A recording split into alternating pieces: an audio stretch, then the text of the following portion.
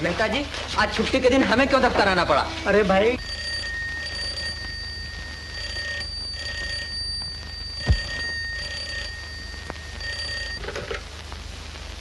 Hello जी, मैं जगदीश नारायण, धनीराम सेठ के दफ्तर का मैनेजर।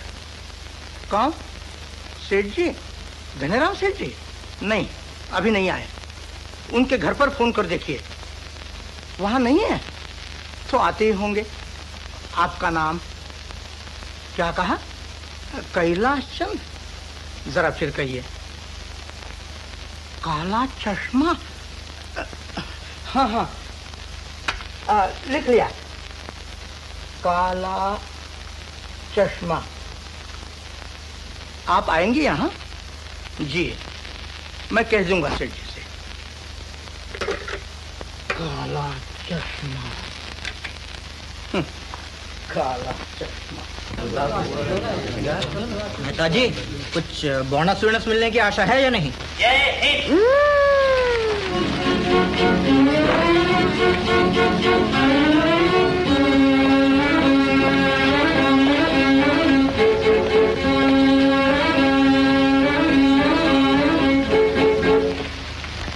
मेहता जी, जरा आइए तो।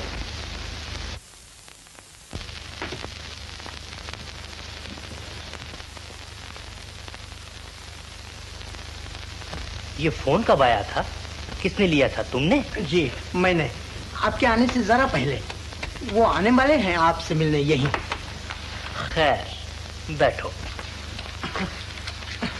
बैठो बैठो। आज से इन बातों का ज्यादा ख्याल रखिया करो।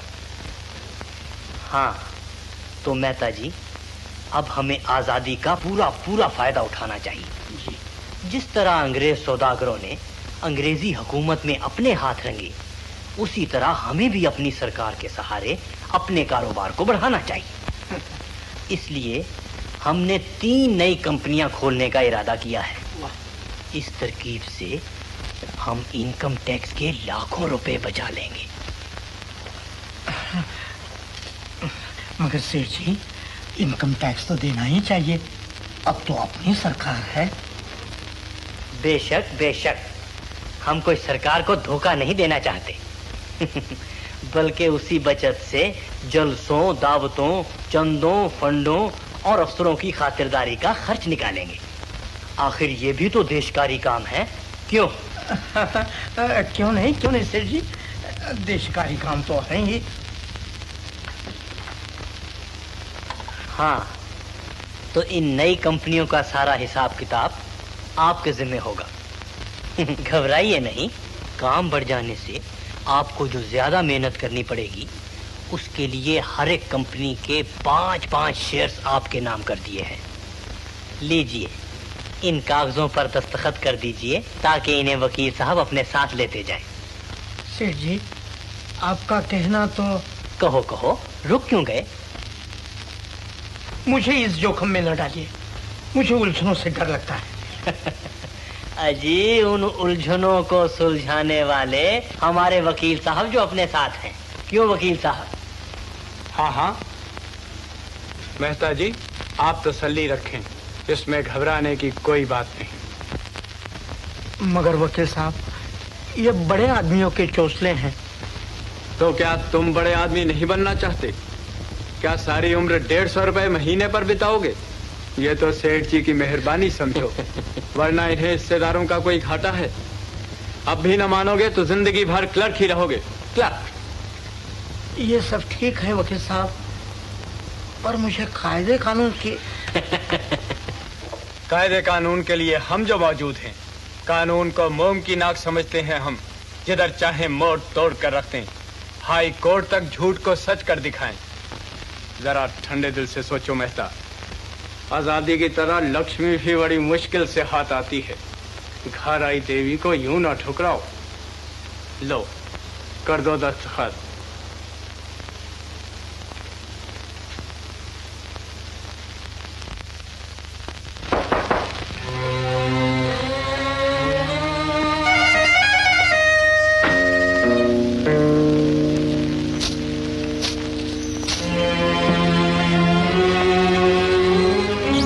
मेहता जी, जी। ये लो, आजादी की खुशी में दफ्तर वालों को 1-1 महीने का बोनस बांट दो। जी। और आज की छुट्टी। अच्छा सेठ, मुझे इजाजत। इन कंपनियों की रजिस्ट्री कल ही हो जाएगी। नमस्ते जी।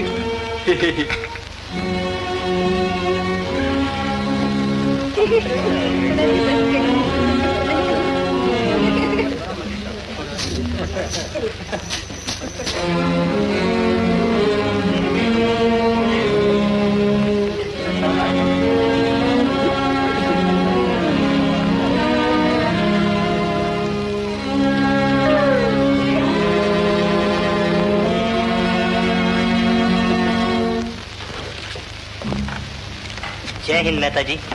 जय हिंद। तो चलो, जय हिंद। चलिए मेहता जी, एक साथ चलें। जी नहीं, मुझे अपने बेटे सतीश से मिलना है दीपक मिल में।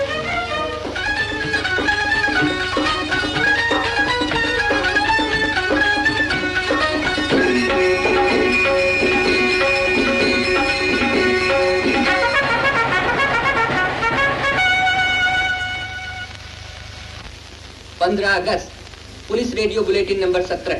ये खबर बड़ी खुशी से सुनी जाएगी कि कल शाम से लेकर अब तक शहर में कोई बात ऐसी नहीं हुई जिससे शहर के अमन में फर्क आया हो। लाखों आदमियों का जुलूस शांति से गुजर गया, जिसके लिए जनता और सरकार दोनों धन्यवाद के योग्य हैं। पुलिस बुलेटिन नंबर 17 खत्म हुआ। भगवान करे अब हमेशा के लिए ऐसी ही शांति रहे और अपने देश में फिर से रामराज कायम हो जाए। हेलो हेलो, डिप्टी कमिश्नर खुफिया पुलिस का हुक्म, दीपक महल पुलिस के सब इंस्पेक्टर सतीश के नाम। Satish, Satish. Hello hello, deputy commissioner खुफिया पुलिस का हुक्म, दीपक महल पुलिस के सब इंस्पेक्टर सतीश के नाम। खबर मिली है कि थाना के सागर किनारे पर कपड़े की बहुत सारी गांठें किश्तियों में लादी जा रही हैं। ख्याल किया जाता है कि ये माल चोरी चोरी सागर के रास्ते किसी पराये देश को भेजा जाएगा। इसलिए सब इंस्पेक्टर सतीश को हुक्म दिया जाता है कि वो फौरन थाना के सागर किनारे पर हमला करके माल कब्जे में लाए और अपराधियों को गिरफ्तार करे। हमीद खान, मोटर ट्रांसपोर्ट वालों को फोन करके पुलिस वैन मंगा लो और तुम आते जवानों के साथ पुलिस वैन में फौरन थाना के सागर किनारे पहुंचो। बहुत अच्छा। मैं मोटरसाइकिल पर तुमसे आगे जाकर चोरों की टोह लगाता हूँ। बंदूक और हथकड़ियां साथ रखना हमीद खान। बहुत अच्छा। सतीश, सतीश। जी पिताजी, मुझे जल्दी है, मैं ड्यूटी पर जा रहा हूँ। रात को घर पे खाना खाने जरूर आना, भूलना नहीं। अच्छा पिताजी।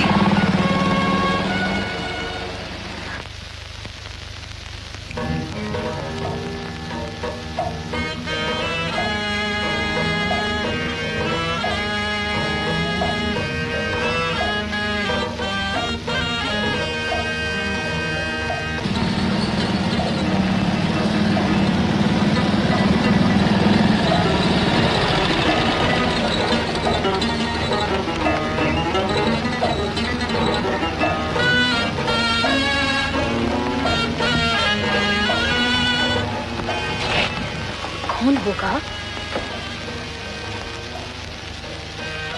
कोई पुलिस वाला ना हो।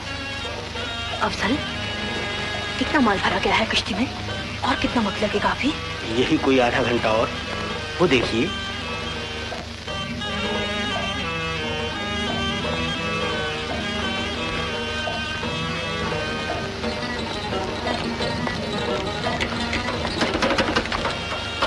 नहीं नहीं, पुलिस वाला नहीं, कोई राहगीर है। उसकी मोटरसाइकिल बिगड़ गई है शायद। कुछ भी हो, चलो जल्दी सारा माल लदवा कर निकाल दे किश्ती यहाँ से।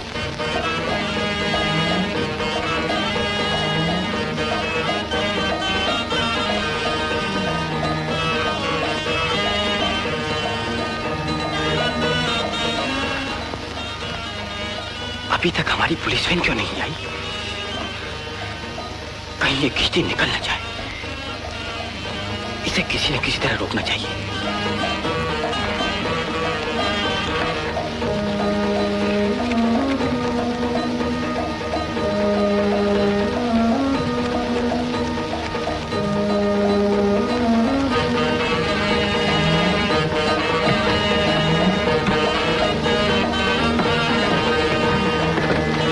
हाथ हिलाओ, हाथ हिलाओ। मुफ्त की मजदूरी लोगे क्या? माल भर रहे हैं, मजदूर बने हैं। इतनी देर में तो 5 किश्तियां भर डालें ये तोहफा। अच्छा अच्छा, आओ तुम भी। क्या मिलेगा? जो सबको मिलता है, 5 रुपए। 5 रुपए? तो लो, अभी लो।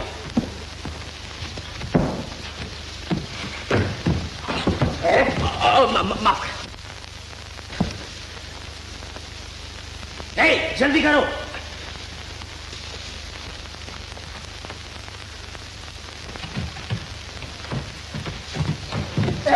अरे क्या बात है? क्या हुए वो तेरे 2 हाथ?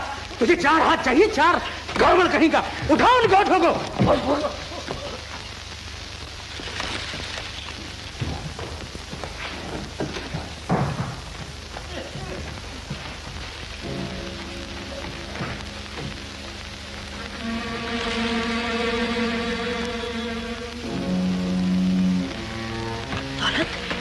वो आदमी देखा तुमने? वो कुली नहीं देख पड़ता। मुझे तो कोई जासूस नजर आता है।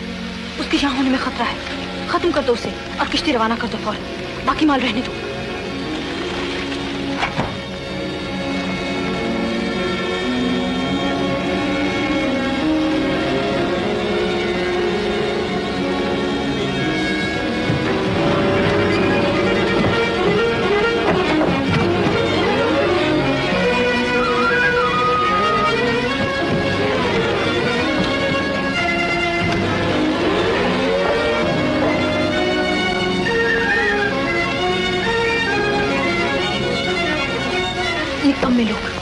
मामूली से आदमी ने इतने सारे लोगों के दांत खट्टे कर दिए। शर्म की बात है। क्या है रामू? वो देखिए। Oh, police.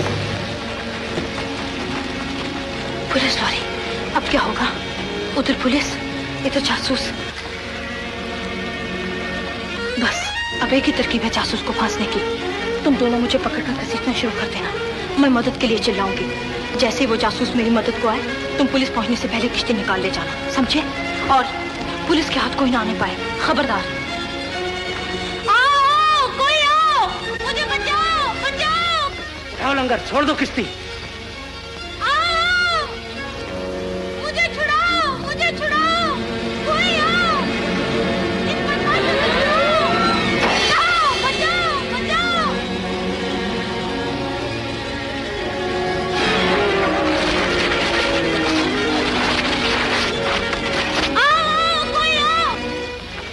वो आ रहा है।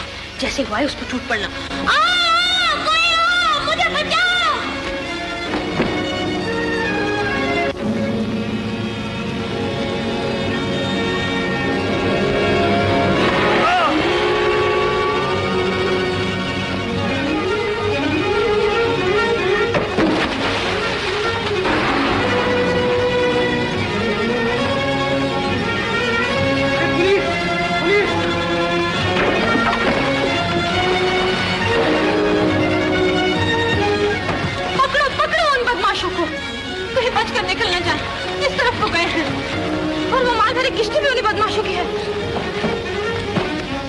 हमीद खान, मेरी फिक्र न करो, बदमाशों के पीछे जाओ, किश्ती पर कब्जा कर लो।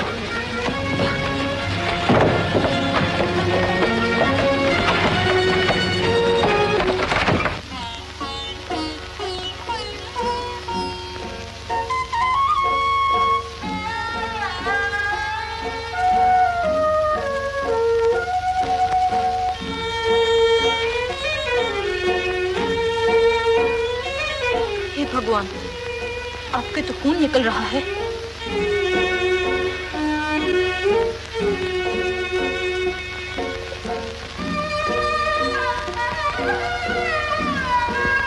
ला, मैं पट्टी बांध दूं। नहीं, पट्टी की कोई जरूरत नहीं। किश्ती पर कब्जा करके पहरा बैठा दिया गया है। वो बदमाश हाथ नहीं आया अभी तक। अपने आदमी तलाश में है।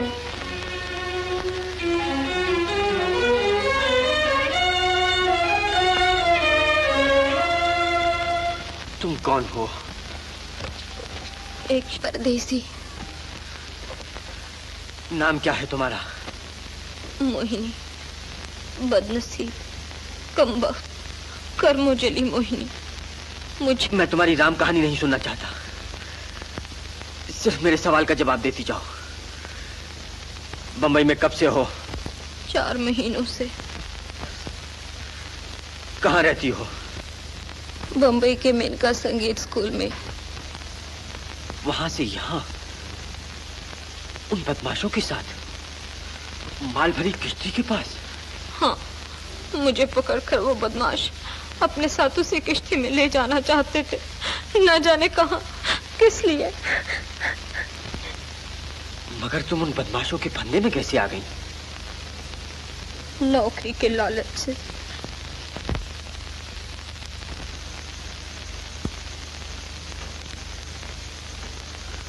अब तक कैसे गुजर करती रही हो?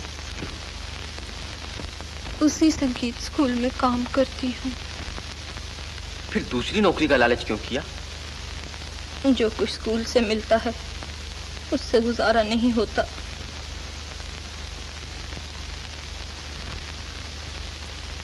चलो बैठो लॉरी में।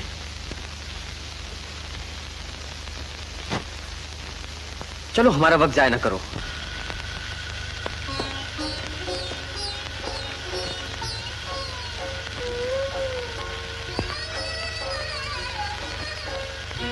हमीद खान, कपड़े की गांठ लारी में साथ ले लो। जी बहुत अच्छा।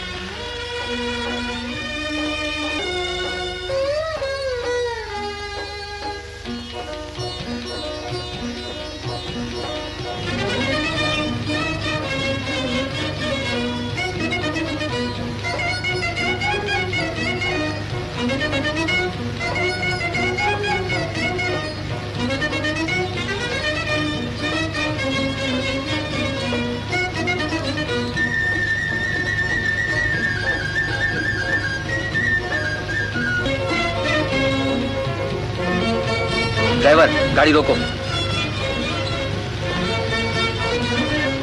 यहीं रहती हो ना? जी हाँ, वहाँ सामने संगीत स्कूल में। चलो उतरो। उतरो।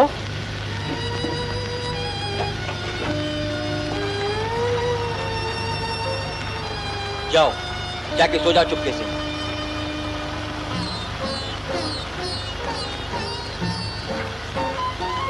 देखो, तुम्हारा यही एक ही ठिकाना है ना?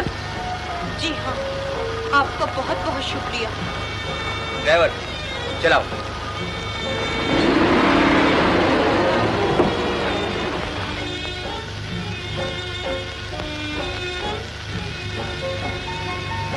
आपको कोई शक है उस लड़की पर? तुम ही बताओ।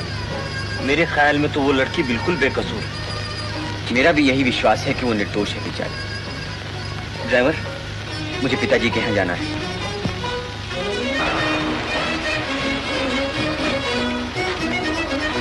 हमीद खान, ये कपड़े की गांठ दफ्तर में रखवा देना संभाल कर। कल सुबह इसे खोलकर देखेंगे और अपराधियों का खोज लगाने की कोशिश करेंगे। जय हिंद।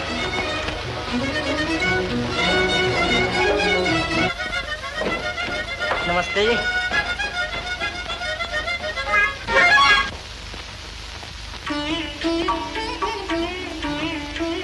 बोलो भारत माता की जय। जय हिंद। सतीश भैया आ गए?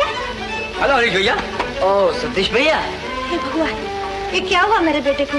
मैं जानता हूँ, ये उसी मोटरसाइकिल की करतूत है जिस पर हवा से बातें करते हुए ड्यूटी पर चले थे कोतवाल साहब। भाड़ में जाए ऐसी नौकरी। अपना अच्छा भला घर छोड़कर पुलिस क्वार्टर में रहते हो, महीनों गुजर जाते हैं, उस पर भी अपने माँ बाप को शक्ल नहीं दिखाते। वहाँ हम सफेद पोष लोग ये लफंगा तुम क्या जाने। मैं फिर कहता हूँ कि लात मारो ऐसी नौकरी पर और कोई अच्छी सी नौकरी ढूंढ लो। पिताजी, अपने देश की हर नौकरी अच्छी है, पर मैं नौकरी की गरज से नौकरी नहीं कर रहा, बल्कि देश सेवा के लिए। हाँ। अब हमारे आजाद मुल्क को ऐसे सेवकों की जरूरत है जो अफसर बनकर नहीं, दास बनकर जनता की सेवा कर सके। क्यों हरीश? जी हाँ, जनता की सबसे बड़ी सेवा तो ये हो रही है कि जगह जगह काला बाजार खुल गया है। ये देखो, माताजी बड़ी भक्ति से झंडा खरीद लाई है, 7 रुपए का, इतना सा, और रंग फीका पड़ जाएगा एक ही छींटे से। और पिताजी ने चावल खरीदे हैं 5 रुपए के 1 सेर। अंधेर है अंधेर, 4 मुट्ठी चावल और 5 रुपए दाम। उस पर भी तुम सरकारी अफसरों की आंखें बंद हैं। अकेले हम ही को क्यों दोष देते हो? पिताजी ने क्यों ज्यादा दाम दे दिए?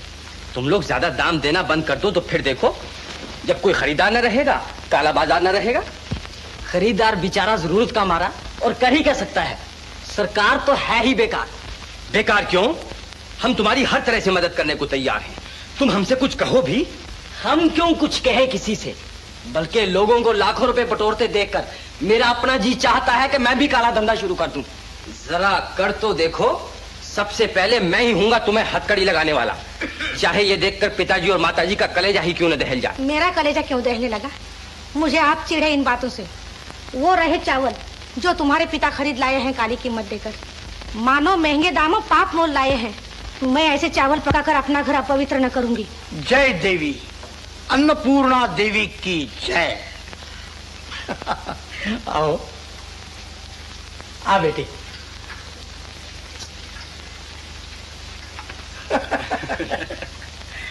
आओ देखो, इस शुभ तिरंगे की छाया में कितना आनंद होता है। भगवान करे इसकी बरकत से हम लोगों को भी अच्छे दिन देखने नसीब हो। भारत माता की जय। जय हिंद। हरीश भैया जरा वो जय हिंद का फौजी गीत सुना दो। अरे मुंह बनाए क्यों खड़ा है? अच्छा अच्छा, हथकड़ी नहीं लगाऊंगा। चल सुना दे वो गीत।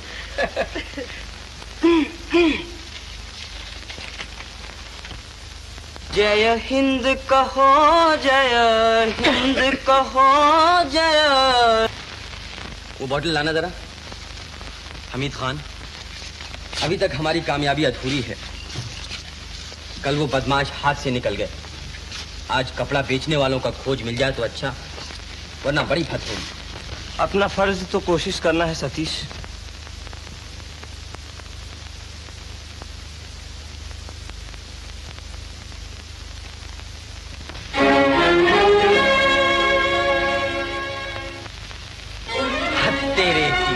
हमीद खान पकड़ पकड़ के लिए तैयार हो जाओ।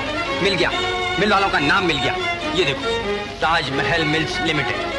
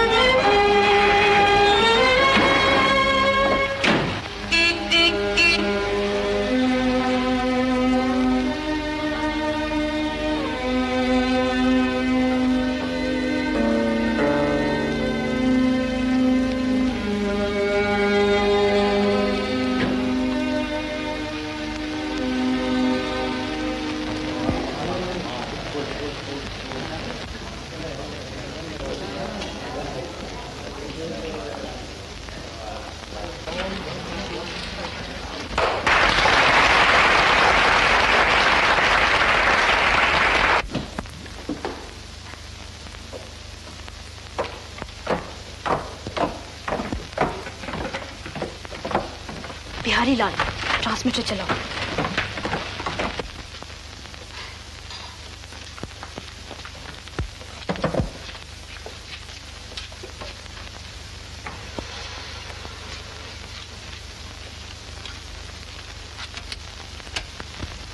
शुक्रिया अल्लाह कि हम सब बच निकले कल रात। मगर खाक के ढेर में छुपकर रात काटने से तो पुलिस के हाथ लगना ही अच्छा। बीबी, खुदाई पाक की कसम, हम लोग ये सब कुछ आपकी वजह से बर्दाश्त कर रहे हैं, वरना इस बेईमानी और चोरी के पेशे से चक्की पीसना बेहतर। मैं तो एक दिन। खामोश अफसर, तुम दोनों के मुंह से बुज़दिली की बू आती है। मुझे ऐसी बेहुदा बातें क्यों सुनाते हो? क्या मैं ऐसे काम में हाथ डालकर खुश हूँ जिसके लिए अपनी शर्म छुपाने को मुझे काला चश्मा लगाना पड़ता है? तुम सिर्फ बेईमानी करते हो, मैं बेईमानी भी करती हूँ और अपने मुल्क से गद्दारी भी। आखिर क्यों? नहीं नहीं, उस बात का ख्याल आते ही मेरे दिलो दिमाग पर धचका लगता है। मैंने जिस काम का बीड़ा उठाया है उसे जान देकर भी पूरा करूंगी। हेलो हेलो लाल टोपी, हेलो हेलो लाल टोपी, ओवर। हेलो हेलो काला चश्मा, काला चश्मा। अफजल, कपड़े का खुफिया लफ्ज क्या है? कपड़े का खुफिया लफ्ज है नौकर नौकर। हेलो हेलो, वो नौकर बेचारा कल रात रवाना होने को था कि चंद लुटेरे उस पर अचानक टूट पड़े और वो गरीब मारा गया। ओवर। मारा गया? अफसोस। खैर अब कोई दूसरा नौकर भेज दो जल्दी, वैसा ही मिल जाएगा ना? ओवर। हाँ हाँ मिल जाएगा, अपने उसी दोस्त की मार्फत। 1 लाख रुपया। रुपए का खुफिया लफ्ज है बादाम बादाम। हेलो हेलो, 1 लाख बादाम और भेज दो जल्दी, हफ्ते के अंदर अंदर पहुंच जाएं। ओवर। हाँ हाँ कोई फिक्र ना करो। ओवर। बाय बाय लाल टोपी। अच्छा काला चश्मा।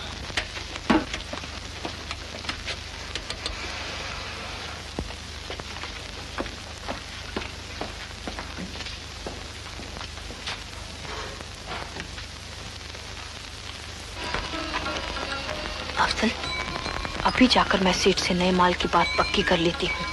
मगर वो रुपए लिए बगैर बात भी करेगा। लेकिन मैं उसे बयाना दे ही दूंगी। मेरे पास 10,000 रुपए रखे हैं उसके लिए, अभी दे आती हूँ जाके। अच्छा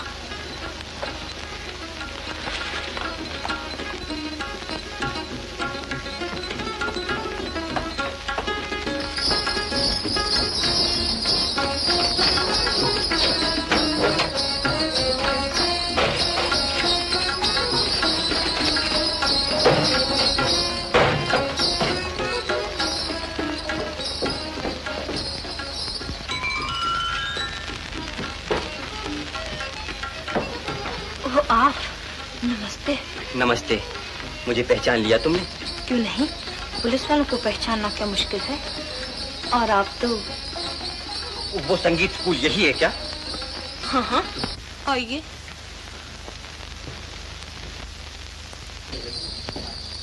कल रात जो आपने मेरी जान बचाई उसका एहसान कभी न भूलूंगी।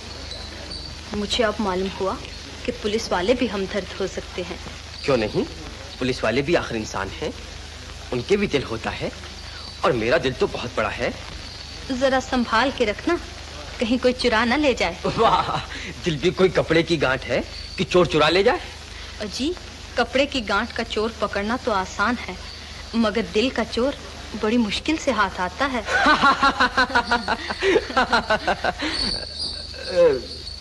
तुम्हारे स्कूल की मालिक कहाँ है? बुलाओ उन्हें, मुझे कुछ पूछना है उनसे। जी बुलाती हूँ। वीना देवी जरा बाहर आइए।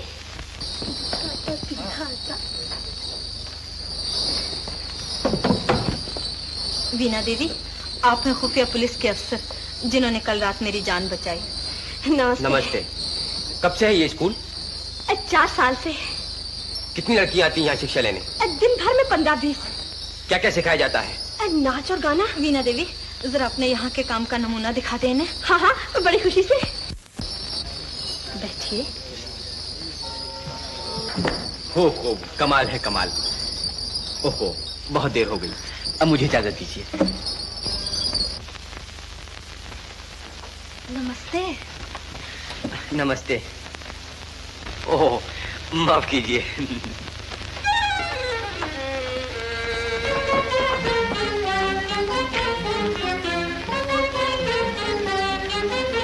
कैसा बांका जवान है। क्यों नहीं, एक बहादुर औरत ही पुलिस वाले से प्रेम कर सकती है। वीना देवी, किस्मत ने मुझे इस लायक नहीं रखा कि मैं किसी से मोहब्बत कर सकूं।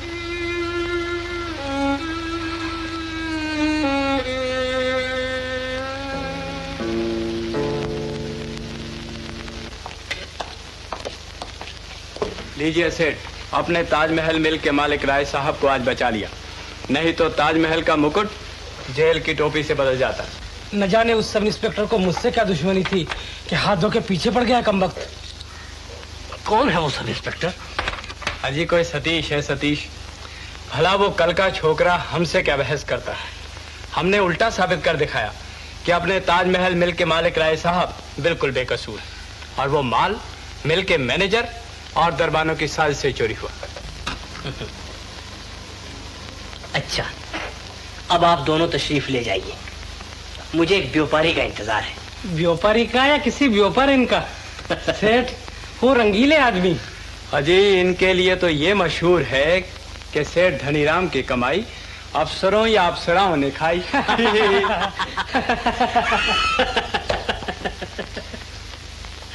मोहिनी देवी माफ कीजिए, हमें ऐसे खरीदार नहीं चाहिए जो हमारे व्यापारियों को जेल खाने भिजवाएं। सेठ जी, आप क्यों तलमला रहे हैं? नुकसान हुआ तो मेरा, कैद हुए तो बेचारे मिल के नौकर। आपको क्या घाटा रहा? आपकी तो हर तेरे चांदी है।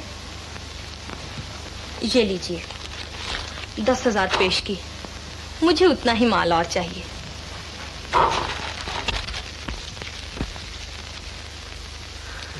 क्या कहूं, तुम्हारे आगे बोल नहीं सकता। अच्छा, शुक्रिया। बाकी रुपया 10 दिन के अंदर अंदर दे दूंगी। मुझे माल मिल जाए ठीक पहली तारीख को। याद रहे। नमस्ते।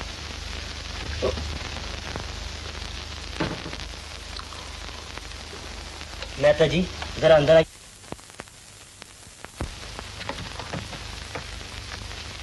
मेहता जी, आज 10,000 रुपए आए हैं। अच्छा, कौन सी कंपनी की हिसाब में दर्ज करने हैं? ये बात वकील साहब से पूछना। हाँ हाँ, उनसे पूछना ही चाहिए। किसी से कहना नहीं, चुप साध लेना, समझे? जी। और मेहता जी, ये लीजिए, इस थैली में 250 रुपए है। ये किस हिसाब में डालने हैं सेठ? हिसाब में नहीं, अपनी जेब में डालना। क्या सोचते हो मेहता? सेठ जी, इन रुपयों से तुम्हारी जरूरतें पूरी होंगी। बच्चों के कपड़े, घर का सामान, बीवी का जेवर, सब कुछ ले सकोगे। और अभी ऐसी कई थैलियां तुम्हारे हिस्से में आएंगी भगवान की दया से।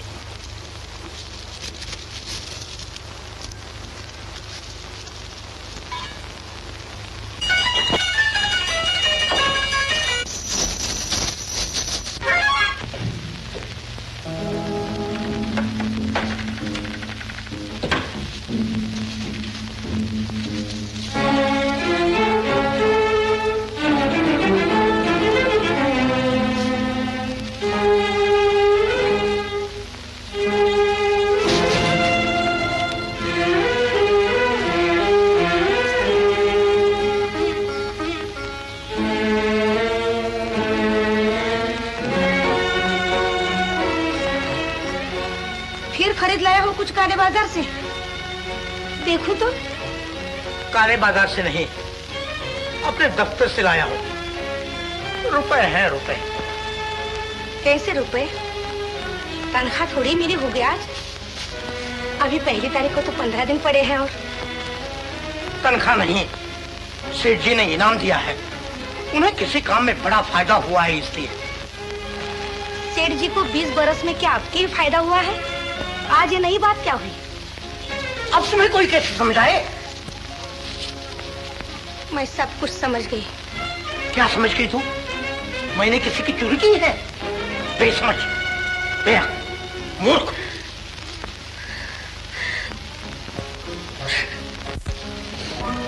लो, अब ये रोने बैठ गई। भला इसमें मेरा क्या दोष? मैंने क्या बुराई की? अगर मैंने तुम्हारा दिल दुखाया हो तो भगवान मेरा बुरा करे। बुरा हो तुम्हारे दुश्मनों का, बुरा हो इन गंदे काले रुपयों का, जिनके आते ही तुम्हारा मिजाज बिगड़ गया। हमारे जीवन में आज पहली बार तुम्हारे मुंह से ऐसे कठोर वचन निकले। बोली बाबी, चिंता की कोई बात नहीं, तुझे यूं ही वहम हो रहा है, सब ठीक है।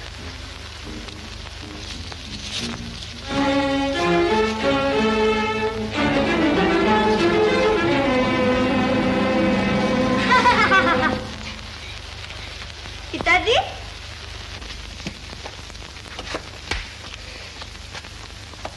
हरीश भैया, कौन फिल्म देखा है? देखा है। एक तो वाहियात फिल्म की 2 घंटे कैद, उस पर सिनेमा वालों की बेहूदगी। आखिर में जब तक झंडे का गाना खत्म नहीं हुआ, कमबख्तों ने दरवाजे नहीं खोले। कहते हैं ये कोई नया कानून है सरकार का। बात तो ठीक है। ठीक है मिट्टी, आज हमें सिनेमा घर में बंद किया, कल हमें अपने घरों से बाहर निकलने को रोकेंगे। हम कोई कैदी हैं? किसी के गुलाम है क्या? उस दिन तुम ही तो कह रहे थे लोग अपने झंडे का आदर नहीं करते, फिल्म खत्म होते ही घर भागने की करते हैं। और तुमने ये भी कहा था कि इस बारे में सरकार को कोई कानून जारी करना चाहिए। हाँ हाँ, मैंने कहा था, जरूर कहा। और अब सरकार ने कानून बना डाला तो चिल्लाते क्यों हो? चिल्लाऊंगा, जरूर चिल्लाऊंगा। मुझे ये कानून पसंद नहीं। वाह, तुम्हें ये भी पसंद नहीं, वो भी पसंद नहीं।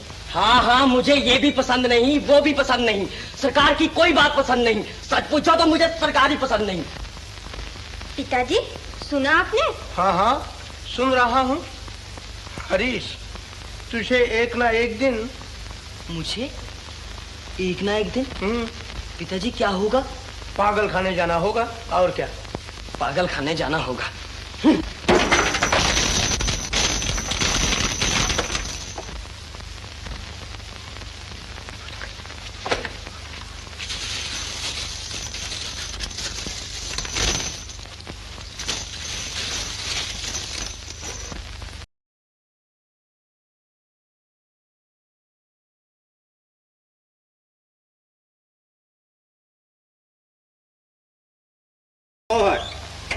जनाब, अभी तक कोई खोज नहीं मिला। रात के 9 बजे तक खबर मिलने की उम्मीद है। ओवर। ऑलराइट, मैं अंदर आ सकता हूं जनाब? आइए।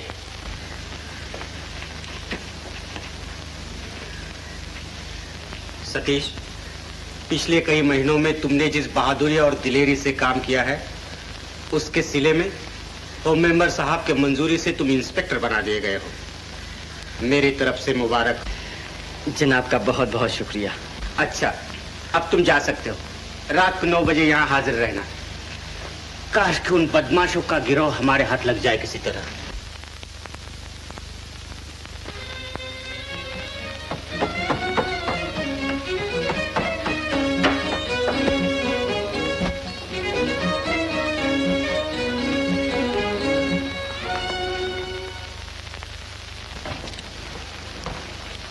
ओहो, बहुत दिनों पे दर्शन दिए आज। हाँ, कई एक जरूरी कामों में उलझा रहा। आज भी किसी खास वजह से आया हूँ यहाँ। अच्छा, तुम मुझसे मिलने नहीं आए? नहीं, एक परेशानी लिए फिरती है मुझे। उन बदमाशों की तलाश। पूरे 15 दिन की कोशिश पर भी उनका कोई पता नहीं चला। आखिर मुझे तुम्हारा ख्याल आया कि शायद तुम्हारी बातों से कोई सुराग मिल जाए। भला वो लोग तुम्हें पहले पहल कहाँ मिले थे? किसकी जगह ले गए थे? क्या ये सब कुछ बता सकती हो? हाँ हाँ, क्यों नहीं, जिस दिन चाहो। कल, परसों? नहीं, आज ही, बल्कि अभी। आज ही? अभी? हाँ चलो, मुझे दिन भर छुट्टी है आज रात के 9 बजे तक। रात के 9 बजे तक? हाँ। अच्छा, तो आप जरा बैठिए, मैं अभी आई तैयार होकर।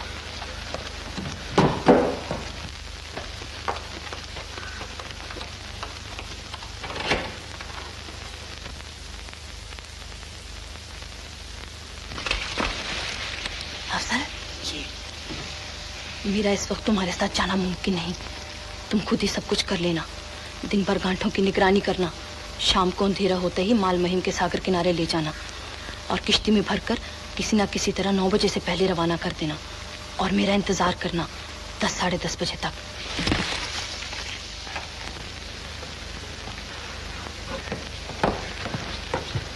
माफ कीजिए, आपको इंतजार करना पड़ा। कोई बात नहीं, चलो अब चलें यहाँ से, रास्ते में बातें करेंगे।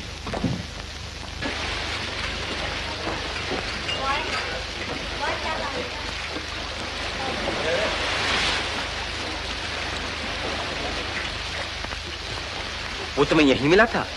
हाँ, इसी जगह। क्या क्या बातें हुई? उसने मेरे साथ पहले की तरह हमदर्दी जाहिर की। फिर मुझसे कहा कि मैं तुम्हें अपने बच्चों को गाना सिखाने की नौकरी देना चाहता हूँ। आओ अभी मेरे साथ मेरे घर चलो। मैं उसकी झूठी हमदर्दी के भर्रे में आ गई और उस पर विश्वास करके मोटर में उसके साथ चली गई। आगे खाना के सागर किनारे पर जो कुछ हुआ वो तुम्हें मालूम ही है। कितनी शर्म की बात है कि हमारे मुल्क में अभी तक ऐसे बदचलन और गिरे हुए लोग मौजूद हैं जो अपने देश की देवियों की इज्जत करना नहीं जानते हैं।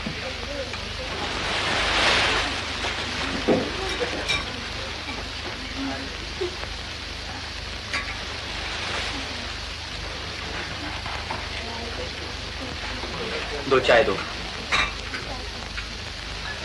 देश की देवी।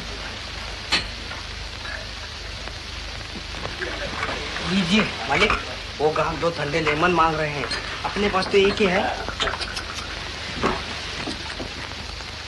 तो बुद्धू का बुद्धू ही रहेगा।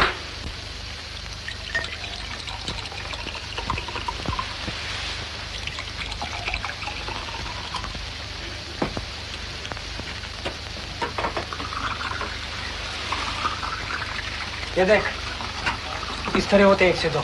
ले जा।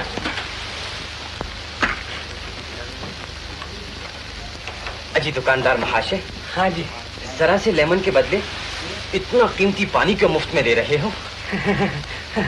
बेईमान का हिस्सा।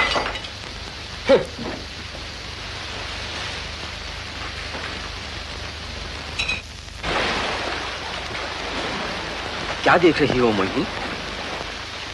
तुम भी देखो, जरा सागर की तरंग देखो। लहकती हुई लहरें किनारे से मिलने के लिए किस बेताबी से उमड़ी चली आती है और किनारे से मिलते ही परेशान हो जाती है, इस डर के मारे कि कहीं किनारे से जुदा न हो जाए। इसी आपस की हेल मेल ही से इनकी जिंदगी है। जब तुम्हें लहरों की जिंदगी का इतना ख्याल है तो कभी अपनी जिंदगी का भी ख्याल किया होता? मेरी जिंदगी इन लहरों में रहने वाली उस नन्ही मछली की सी है जिसे सागर में बड़ी मछलियों का डर लगा रहता है और किनारे पर मछलियां पकड़ने वालों का। चलो आओ, जरा बाहर चलें।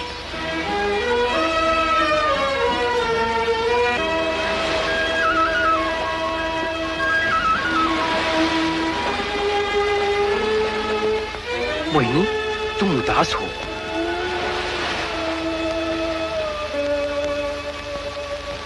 तुम्हारे इन आंसुओं में कोई बात छुपी है।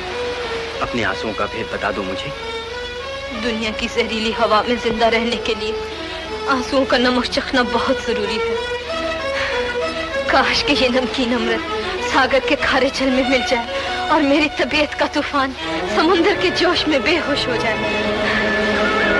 मोहिनी, कैसी बातें कर रही हो? तुम्हें हुआ क्या है?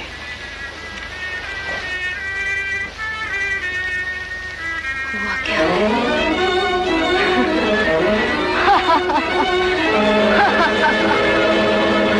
हुआ क्या है?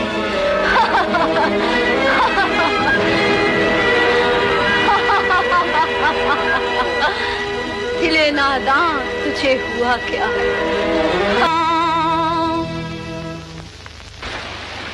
वाह मोहिनी, तुमने अपने साथ मुझे भी बेखुद कर दिया। अरे 9 बज गए। खत्म हो गया। चलो चले।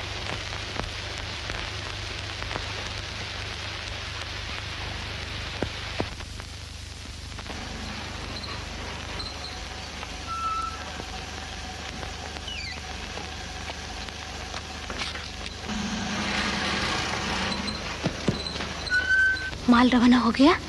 किश्ती निकल गई? हाँ, अच्छी तरह से। कितनी देर हुई? काफी देर हुई, 9 बजे से पहले। अब तक तो कश्ती से माल लेकर जहाज भी आगे निकल गया होगा। बीबी, हमें अभी एक और काम करना है, वरना यहाँ से माल भेजने में तकलीफ होगी आइंदा। वो क्या? जिस सब इंस्पेक्टर पुलिस ने हम लोगों की इतनी मदद की है, उसको कुछ। हाँ,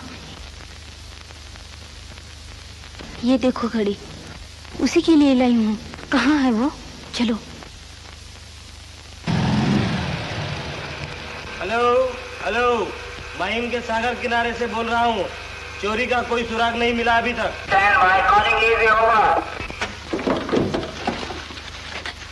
सतीश, तुमने गजब कर दिया। 10:30 बज गए। डिप्टी कमिश्नर साहब ने 9:30 बजे तक तुम्हारा इंतजार किया, आखिर उन्हें खुद यहाँ आना पड़ा।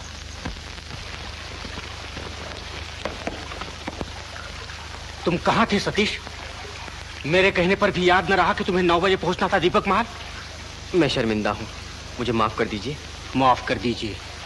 मुझे हरगिज ये उम्मीद न थी कि तुम जैसा जिम्मेदार अफसर ऐसी बेपरवाही करेगा। अब मेरे लिए क्या हुक्म है? हुक्म की कोई जरूरत नहीं, वो खबर गलत निकली। हमने यहाँ का चप्पा चप्पा तलाश कर डाला, कहीं कोई सुराग नहीं मिला। अगर हुक्म हो तो मैं तलाश जारी रखूं? अब आए हैं ये तलाश जारी रखने।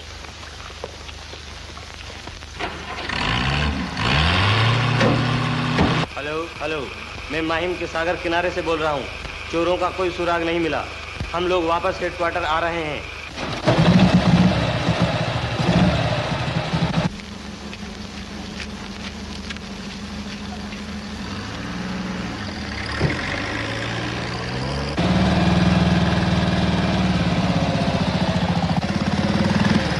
जी, तुमसे अभी अभी बातें करके जो औरत मोटर में गई है वो कौन थी?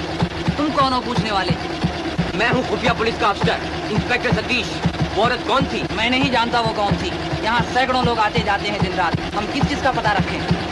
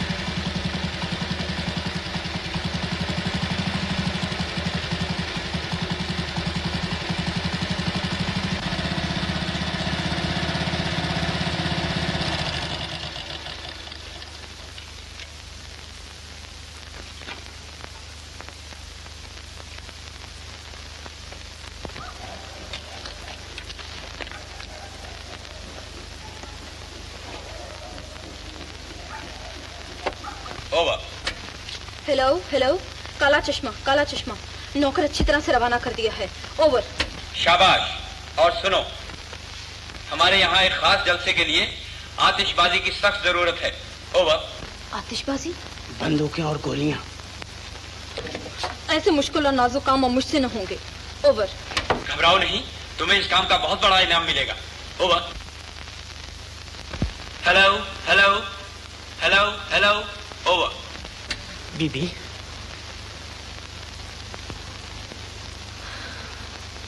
अच्छा। ओवर। शाबाश। अब की बार हम बादाम नहीं भेज सकेंगे, सोना भेजेंगे। 5 लाख की आतिशबाजी चाहिए, इंतजाम कर सकोगे? ओवर। क्यों नहीं, इस कमबख्त मुल्क में रुपए से सब कुछ खरीदा जा सकता है। सोना कब भेजोगे? कल ही, पहले हवाई जहाज से। कस्टम से खुद जाकर बचा लाना। और देखो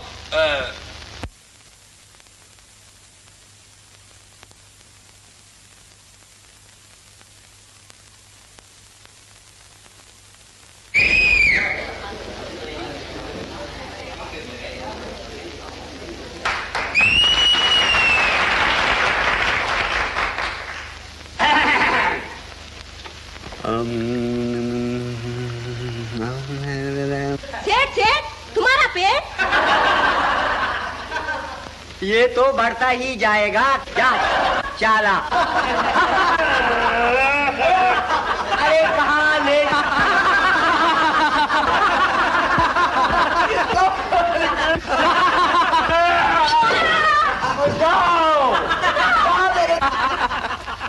चलिए बिठाओ। आ रही कहाँ?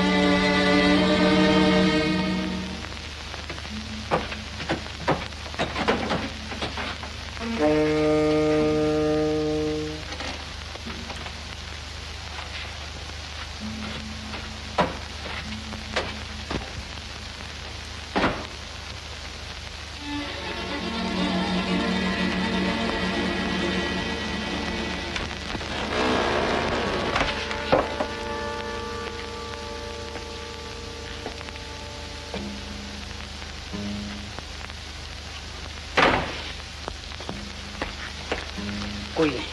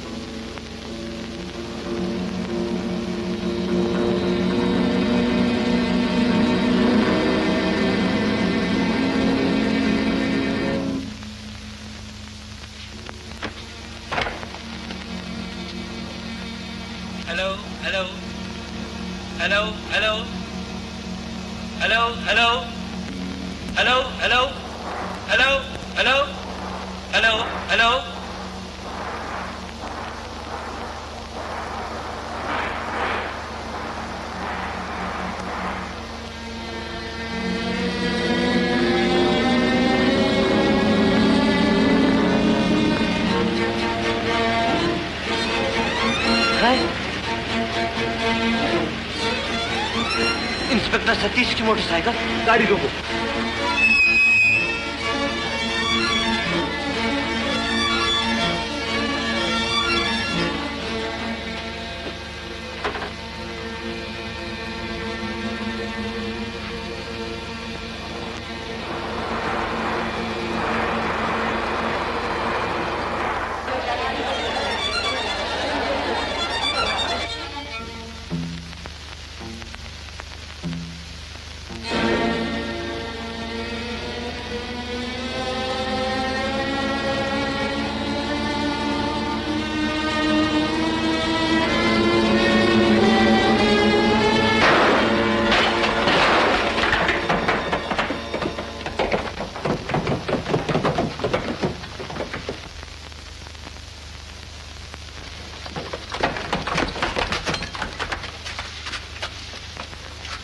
सतीश, सतीश। दैनिक लोकमान्य खुफिया ट्रांसमीटर हाउस पर पुलिस का हमला। खुफिया पुलिस इंस्पेक्टर सतीश घायल। एक जासूस मारा गया।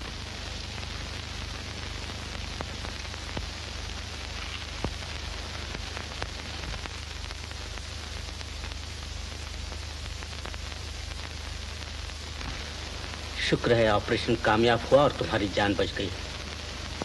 सतीश, मुझे अफसोस है कि कल रात में तुम्हारे साथ सख्ती से पेश आया। पुलिस को तुम जैसे दिलशेर अफसरों की बहुत जरूरत है। मगर इस तारीफ का असली हकदार हमीद खान है, जिसने अपनी जान पर खेलकर मेरी जान बचाई और बहुत से बदमाश गिरफ्तार किए। अच्छी बात है, तुम्हारी सिफारिश पर गौर किया जाएगा। चुपचाप आराम से लेटे रहना। मैं दफ्तर पहुंचती तुम्हारे पिता को खबर भेज दूंगा। नहीं जनाब, उन्हें सुबह ही अखबारों से पता चल गया था। वो आपके तशरीफ लाने से पहले मुझे देख गए हैं। ऑलराइट, मैं कल फिर आऊंगा तुम्हें देखने। जय हिंद। जय हिंद।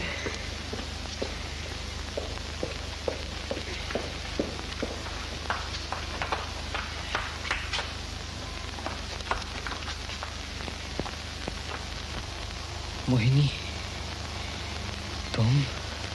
हाँ, मैं। अखबार में तुम्हारे घायल होने की खबर पढ़कर मुझे बहुत ही अफसोस हुआ था, लेकिन अब मैं बहुत खुश हूँ कि तुम्हारी जान बच गई। शुक्र है परमात्मा का।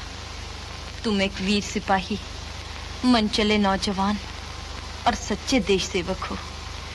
मोहिनी, 2-4 दिन की जान पहचान से मेरी इतनी दिलजोई करती हो।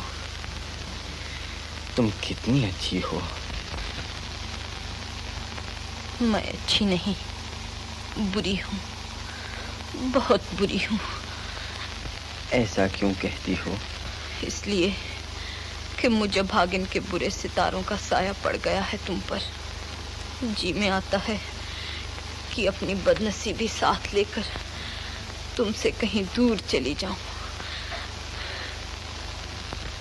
ऐसा न कहो मोहिनी, ये वहम दिल से दूर कर दो। मुझे विश्वास है कि तुम्हारी सच्ची हमदर्दी से मेरे जख्म जल्दी अच्छे हो जाएंगे।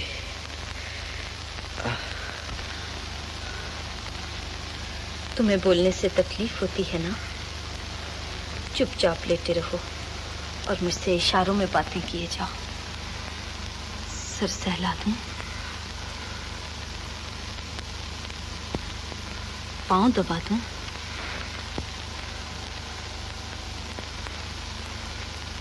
रेडियो सुनोगे?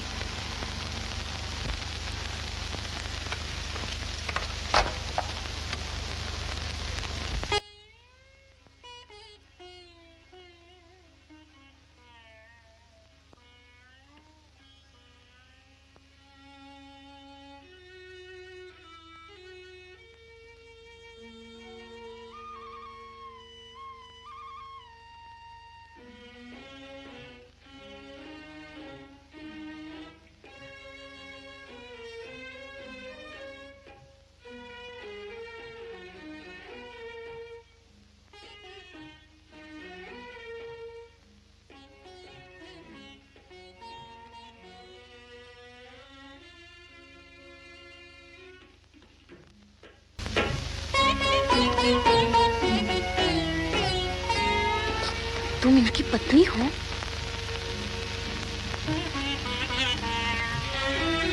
मंगेतर? तो फिर क्या दोस्त? इनके तंदुरुस्त होते ही चटमंगनी और पट ब्याह कर लेना, बड़ी अच्छी जोड़ी बनेगी।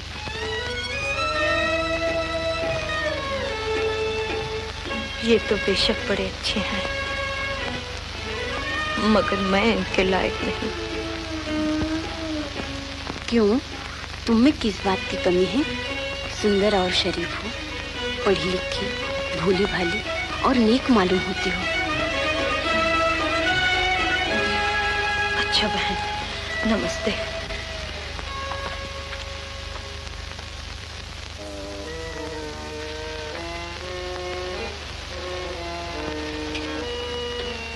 दोस्त,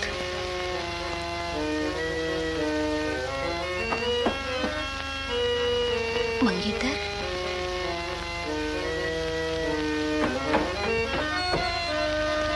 वाह वाह, आज मोहिनी देवी नए रंग में नजर आती हैं। आइए मास्टर जी, मैं तैयार हूँ। मोहिनी देवी, मुझे इनके साथ कुछ सामान खरीदने जाना है। थोड़े दिनों में अपने खेल की आखिरी तालीम है, याद है ना? अच्छी तरह।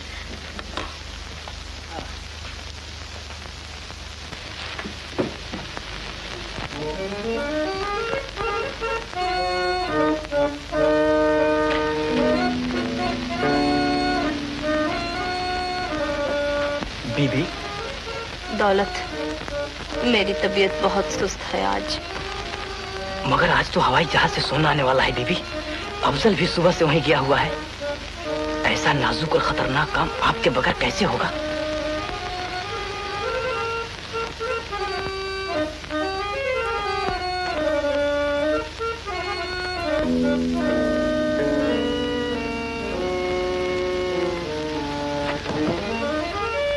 ठीक है, चलो ये काम भी निपटा लें चलकर। फिर हवाई स्टेशन से मुझे सेठ जी के दफ्तर भी जाना होगा।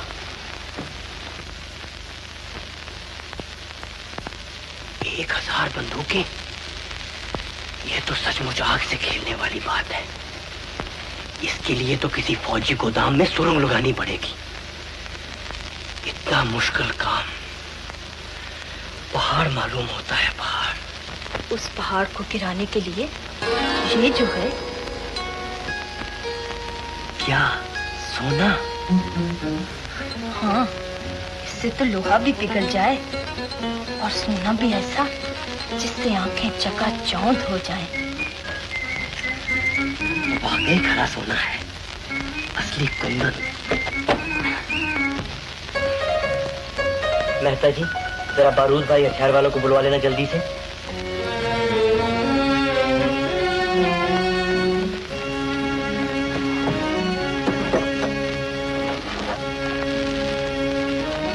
ये लो मोहिनी देवी, मेरी तरफ से नाचीज नजराना।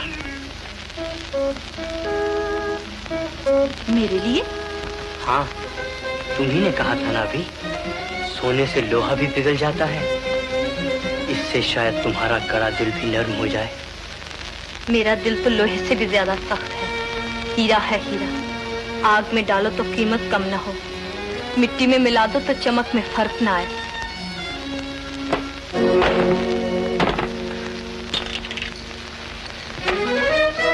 अच्छा, जब सारा इंतजाम हो जाए तो मुझे खबर कर देना, मैं बाकी सोना तुम्हारे हवाले कर दूंगी। नमस्ते।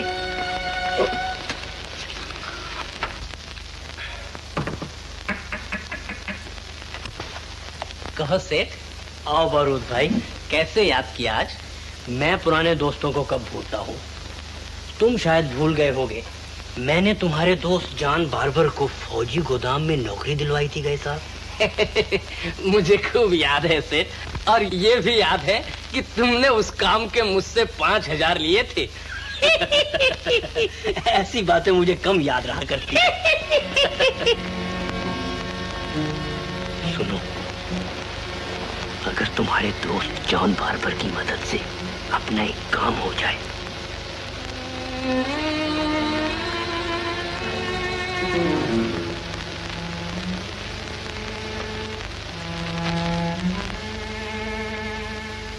अगर ये काम हो जाए तो बस हम सबके लिए सोना ही सोना है। मगर सेठ, कहीं सोने के बदले रोना ना पड़े सबको। सुनो भी, मैंने हिसाब लगा लिया है, पूरे 1 लाख का फायदा है इसमें सिर्फ तुम्ही को।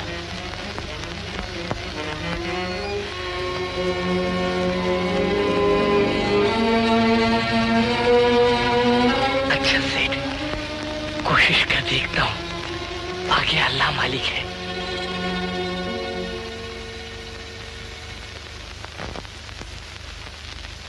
मेहता जी, जरा अंदर आइए।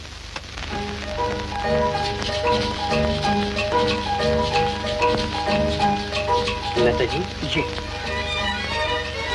अरे वाह मेहता, अब तो तुम साहब बन गए। मेहता साहब, 300 तोला सोना आया है आज। वकील साहब से पूछ के दर्ज कर लेना। अब उनसे पूछने की कोई जरूरत नहीं, मैं खुद सब कुछ ठीक कर लूंगा। अच्छा, मगर सेठ, मेरे लिए। तुम्हारे लिए? जी हाँ, मेरे लिए। ये लो। शुक्रिया सेठ।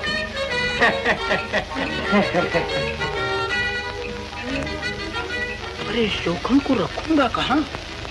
इसके लिए तो कोई तिजोरी चाहिए।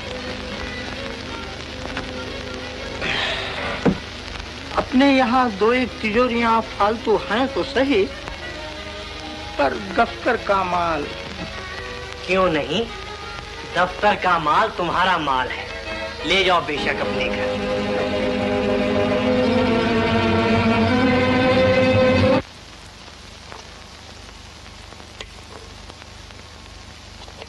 हरीश भैया,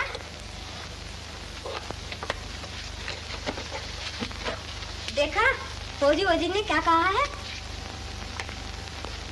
आज का अखबार नहीं पढ़ा तुमने? अखबारों में लिखने वाले अखबार नहीं पढ़ा करते, और फिर मुझे इतनी फुर्सत कहाँ? मेरा वक्त तो लेक्चरों में या सरकार के खिलाफ आवाज उठाने में निकल जाता है। क्या कहा है फौजी वजीर ने? सुनो, हर हिंदुस्तानी को 18 बरस से लेकर 45 बरस की उम्र तक फौजी तालीम हासिल करनी चाहिए। भैया, अब तुम्हें भी फौज में भर्ती होना पड़ेगा। भर्ती होना पड़ेगा?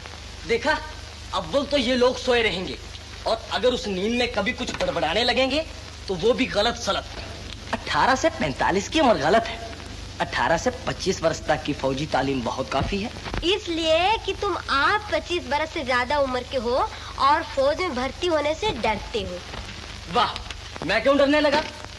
मेरा मतलब है कि हम 25 वर्ष से ज्यादा उम्र वाले मर्दों को पेंट पाउडर लगा के और चूड़ियां पहना के घरों में बिठा दिया जाए बच्चे पालने के लिए, और औरतों को सिपाही बनाकर भेज दिया जाए लड़ाई पर।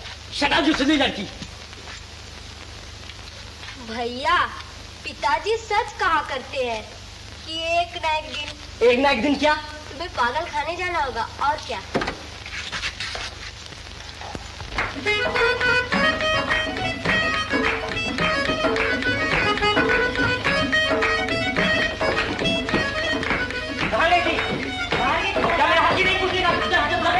कौन है अंदर? ये लो शराब पी कर बाय बाय।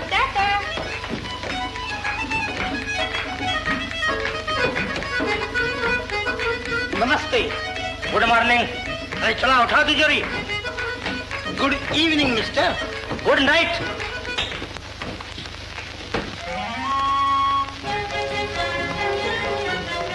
ये क्या लाए हो? इससे तिजोरी कहते हैं, तिजोरी। सिर्फ तिजोरी ही नहीं, तेरे लिए ये गहने भी लाया हूं। देख। काले रुपयों से खरीदी हुई इन काली चीजों को देखना भी पाप है। तेरे ख्याल तो पुरानी पुस्तकों से भी ज्यादा पुराने हैं अभी तक। जमाने के साथ साथ हमें भी बदलना चाहिए। सभी धनवान होते जा रहे हैं। इसे अपने पड़ोसी को देखो, कल तक रेल के कुलियों का जमादार था, आज ठेकेदार है, ठेकेदार, मालदार। उसके घर का नक्शा ही बदल गया है। अब कभी देखा भी है? हाँ हाँ, रोज देखा करती हूँ। पति पत्नी में झगड़ा रहता है, लड़का शराबी बन गया है, जवान लड़की है तो आधी आधी रात तक। बस आगे मुंह न खुलवाओ। काले धन ने काले लक्षण कर दिए हैं घर भर के। मैं ऐसी बातों से अपना घर बर्बाद न होने दूंगी। तुम तो यही चाहोगी कि हम गरीब और मोहताज रहें, रूखा सूखा खाएं। बेशक, गरीबी की रूखी सूखी रोटियां ऐसी अमीरी के पकवान पराठों से 1000 गुना अच्छी हैं। तुम्हारे लिए होंगी। अब मैं एक नहीं सुनने का, आज से अपनी कहूंगा और अपनी ही कहूंगा।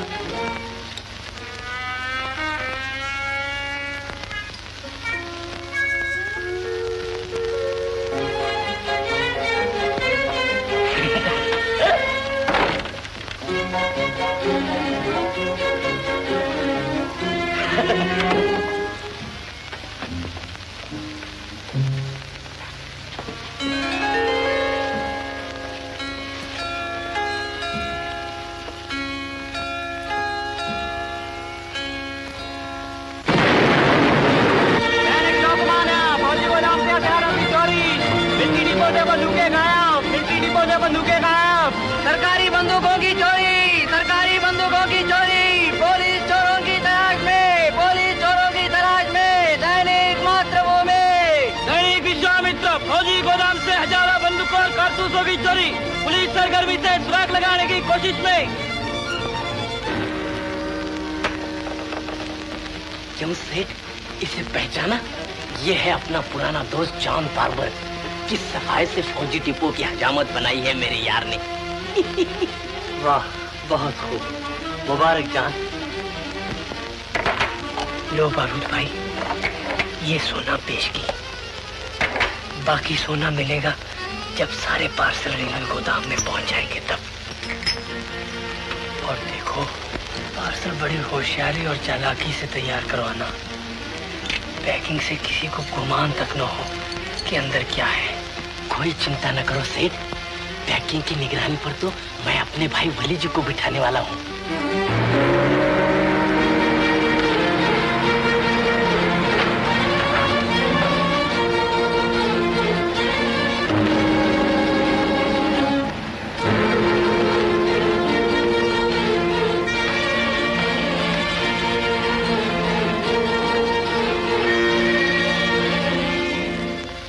गजब हो गया।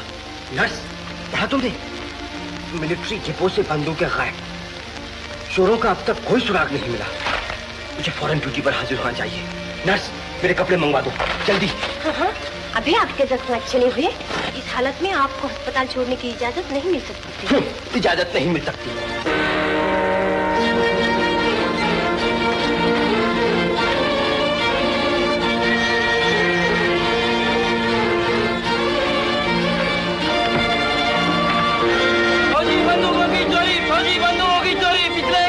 तलाश जारी है। बड़े बड़े सरकारी अफसर और पुलिस कमिश्नर सभी की तलाश में हैरान और परेशान। अभी तक चोरों को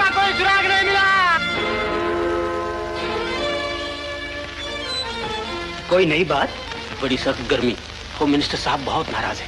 अगर हमारी तलाश कामयाब न हुई तो जान के लाले पड़ जाएंगे सबको, खासकर आपको और मुझे। मिलिट्री डिपो से चोरी गई हुई फौजी बंदूकों और कारतूसों के सिलसिले में पुलिस धड़ाधड़ तलाशियां ले रही है। बड़े जोरों से दौड़ धूप जारी है, लेकिन अभी तक चोरों का कोई पता नहीं, चोरी का कोई सुराग नहीं मिला।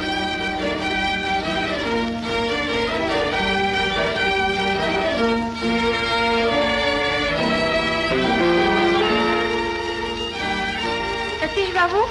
बहन, जय हिंद। ये सारे पार्सल हमारे हैं, देख लीजिए। पहले मुझे ये देखना है कि तुम लोग मेरे लिए क्या करते हो। अच्छा अच्छा, उधर ही तरह जारी रखो। शाबाश सतीश, अच्छे ड्यूटी पर हाजिर हुए। मेरे लिए क्या हुक्म है? और क्या हुक्म हो सकता है इन दिनों? फौजी बंदूकों और उनके चोरों की तलाश, तलाश, हाथों पैर तलाश।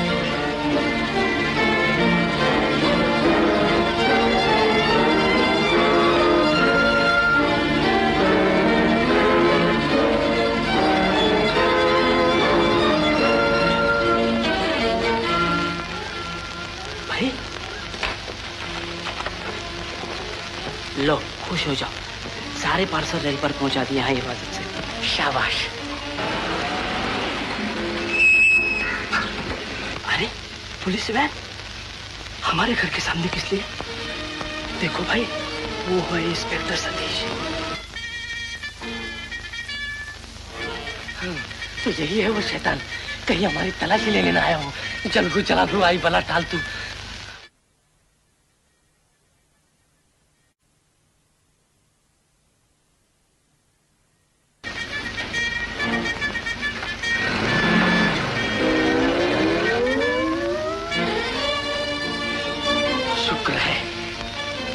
देखो बोली, एक बार गोदाम में जाकर अच्छी तरह से देख आना, कहीं कोई ऐसी चीज वहां न रह गई हो जिससे पुलिस को पता चल जाए कि बंदूकों के पार्सल हमारे यहाँ तैयार हुए थे। जरूर, कल सुबह पहला काम यही करूंगा। अच्छा, अब मैं सेठ से बाकी रकम वसूल कर लूं। क्यों सेठ? ओह, तुम? मुझे हवा से भी डर लगता है इन दिनों। हो क्या गया है सेठ? ब्लड प्रेशर, डायबिटीज, सिर में दर्द, दिल में हॉल, दिमाग में चक्कर, कलेजे में कभी जिगर में जलन, अभी कुछ रह गया होने में। मगर इसका सबब दौलत, सेहत की कुर्बानी देकर काली दौलत, ब्लैक मनी जमा करने का शौक। हम सब एक ही नाव में सवार हैं सेठ। तुम अपनी मुसीबत ले बैठे, मेरी भी तो सुनो। अभी अभी मेरे घर के सामने एक पुलिस मोटर आ खड़ी हुई है। जानते हो उसमें कौन था? कौन था? वही शैतान Satish. Satish? Police, police, red, छापा, छापा। मैंने कुछ नहीं किया। मोहिनी देवी, लाइए बकाया सोना।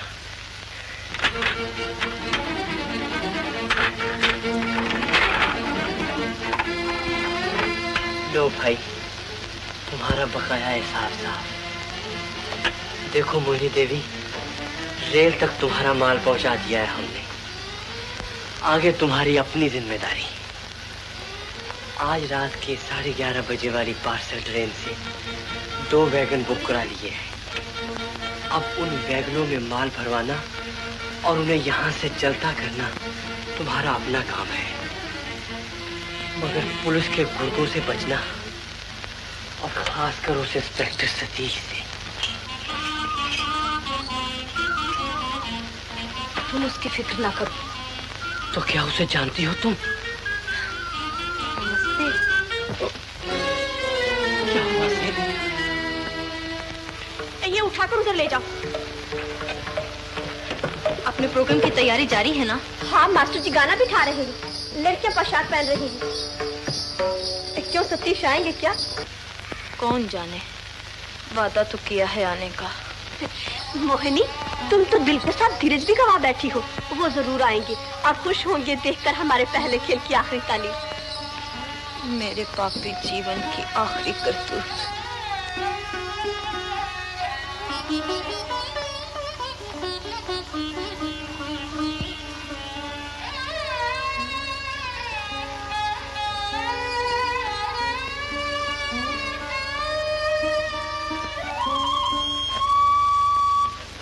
आ गए तुम? मैं बहुत खुश हूँ। कहो क्या बात है? आज हमारे यहाँ एक खास नृत्य नाटक की तालीम है। बस मैं समझा शायद वो बदमाश फिर आ गया तुम्हें सताने। बदमाश सब भूल जाओ इस वक्त और मजे से बैठ के हमारा नाच देखो। ऐसा नाच कभी देखा ना होगा तुमने।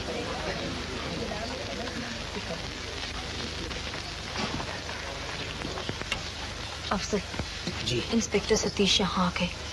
अब तुम्हारे लिए रास्ता साफ है। जल्दी से रेलवे स्टेशन पर जाकर बंदूकों वाले। बीबी, पार्सल क्लर्क बिगड़ बैठा है। वैगन भेजने से साफ इनकार करता है। अब आप ही चलो तो बात बने। मगर मैं तो यहाँ से हिल नहीं सकती। वो देखो ना सामने इंस्पेक्टर सतीश। मेरे यहाँ न रहने से उसे शक होगा। 5 मिनट के बाद हमारा दूसरा नृत्य शुरू होगा। जरा ठहरो, मैं भी आया। मोहिनी, मुझे जाना है एक जरूरी काम के लिए। मैं ज्यादा नहीं ठहर सकता। अच्छा, तुम्हारी खुशी। चलो अफसर, अब मैं तुम्हारे साथ चल सकती हूँ।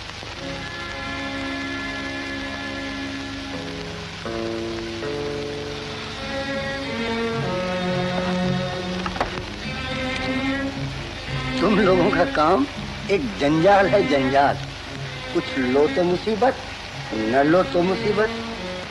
अच्छा, इन वैगनों में तुम्हारा माल भरा है। अब इन्हें मैं इसी गाड़ी से रवाना किए देता हूँ।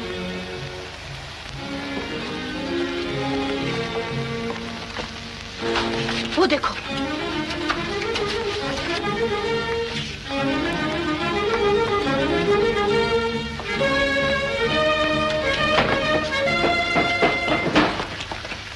मैं खुफिया पुलिस का इंस्पेक्टर सतीश हूँ। हमें खबर मिली है कि बंदूकों कुछ पार्सल गैर इलाके में भेजने की गरज से यहाँ आए हैं। तुम्हें कुछ पता है उनका? नहीं, ऐसे कोई पार्सल यहाँ नहीं है। हैं, जरूर हैं।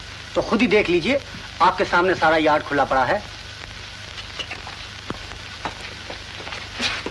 जरा इस पर नजर रखना।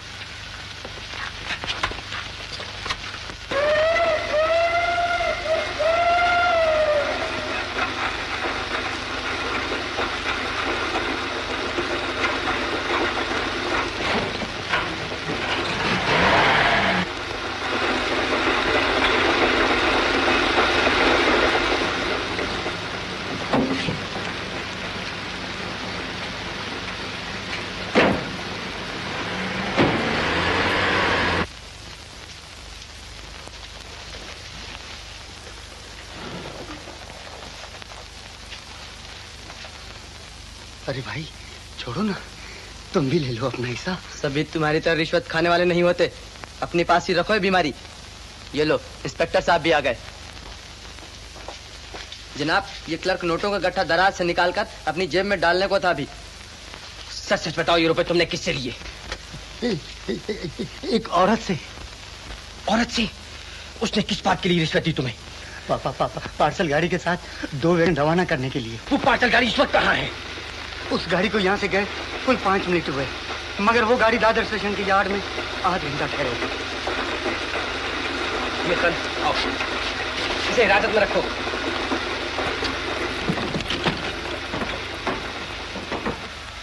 इससे चोरों का कुछ पता न चलेगा। हमीद खान, न जाने हमारी बदनसीबी कब तक हमारा पीछा करेगी। मेरे ख्याल में तो तुम निहायत खुशनसीब हो कि चोरी के माल से भरपूर 2 वैगन तुम्हारे हाथ लग गई।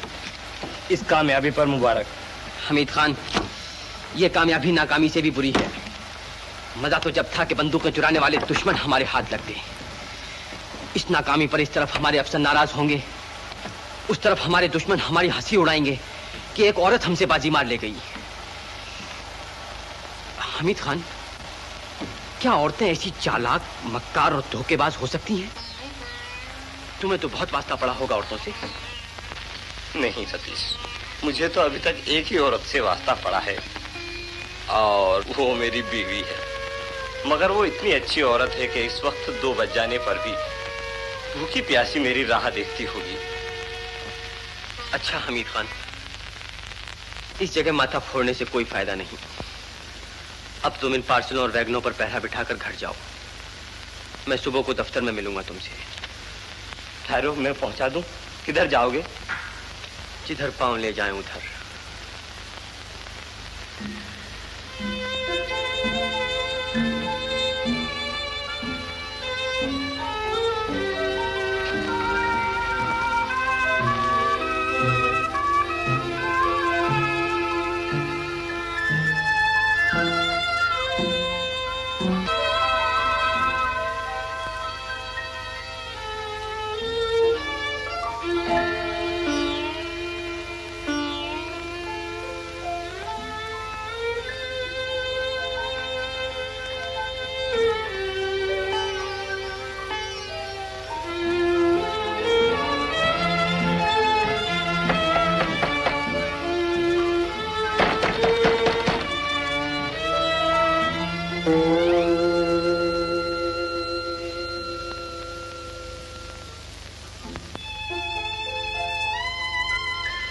माफ करना मोहिनी, इतनी रात गए मुझे यहाँ ना आना चाहिए था। न जाने किस बेखुदी के आलम में यहाँ तक खिंचा चला आया हूँ। अब भगवान के लिए साफ साफ लफ्जों में कहो, बात क्या है? मोहिनी, आज रात यूं तो मैंने एक बहुत बड़ा काम किया कि चोरी गई हुई बंदूकों से भरे हुए 2 वैगन पकड़ लिए, मगर चोरों का कुछ पता नहीं लगा, जिसकी वजह से मैं अपनी नजरों में एक निकम्मा अफसर हूं। और अब मेरी नाकामी की शर्म मुझे और शर्मिंदा कर रही है, जब से मुझे ये खबर लगी है कि चोरों के गिरोह की लीडर एक औरत है। एक औरत? हाँ, उस एक औरत की करतूत ने मेरे दिल में औरत के नाम से नफरत पैदा कर दी है। सतीश, तुम औरत को क्या जानो? औरत को सिर्फ औरत ही समझ सकती है। तुम्हें सारी औरतों को तो क्या, उन चोरों के गिरोह वाली एक औरत को भी बुरा भला कहने का कोई हक नहीं, जब तक तुम्हें उसके कसूर का सारा हाल मालूम ना हो। क्या इतनी बड़ी चोरी, और चोरी भी वो चोरी जो अपने देश के खिलाफ हो, काफी कसूर और जुर्म नहीं? तुम जिसे कसूर और जुर्म कह रहे हो, शायद वो कसूर और जुर्म उस औरत की नजरों में एक अच्छा काम हो। सतीश, औरत के इरादे की कोई हद नहीं होती। मोहब्बत करने पे आए तो अपने आप को मिटा दे, नफरत पे तुल जाए तो दूसरों को तबाह कर डाले। मुमकिन है कि वो औरत ये काम अपने मुल्क के खिलाफ किसी बात का बदला लेने के इरादे से कर रही हो। मोहिनी, तुम अपनी जात की तरफदारी में ऐसी दलीलों से काम न लो। मुमकिन है उसके दिल को ठेस लगी हो, फिर भी उस दिल में देश की बुराई का ख्याल ना आना चाहिए। मुमकिन है उसकी इज्जत की धज्जियां उड़ाई गई हों, तो उसके लिए देश की इज्जत पर हाथ न डालना चाहिए। मुमकिन है कि उसकी आबरू का शीशा पाश पाश किया गया हो। क्या एक औरत की आबरू उसके देश के लिए अपने आप को भूल जाना पड़ता है, देश के लिए बड़ी से बड़ी कुर्बानी देनी पड़ती है। बारिश की नन्ही और निर्मल बूंदें पहले अपने आप को सागर में मिटा देती हैं, फिर वही बूंदें सागर की तह से आबदार मोती बनकर निकलती हैं। कुर्बानी कभी जाया नहीं जाती मोहिनी, इसलिए हम सबकी इज्जत इसी में है कि हम अपनी आबरू तक का बलिदान देकर देश की आन और आबरू कायम रखें। अगर तुम्हारा यह भयानक सपना सच्चा है कि वो गद्दार औरत किसी बदले की नीयत से ऐसी गद्दारी कर रही है, तो भगवान करे मुझे उस औरत का पता मिल जाए, मैं उसे भूली डगर से सीधे रास्ते पर ले आऊं और उसे नर्क की गहरी खो से निकालकर स्वर्ग का सुनहरा जीना दिखा दूं। ऐ काश किसी तरह मेरा ये अरमान पूरा हो जाए। हो सकता है, मैं उस औरत को जानती हूँ। मोहिनी, क्या ये मुमकिन है, या तुम कोई सुंदर सपना देख रही हो? सपना नहीं देख रही, सच कह रही हूँ। कौन है वो औरत?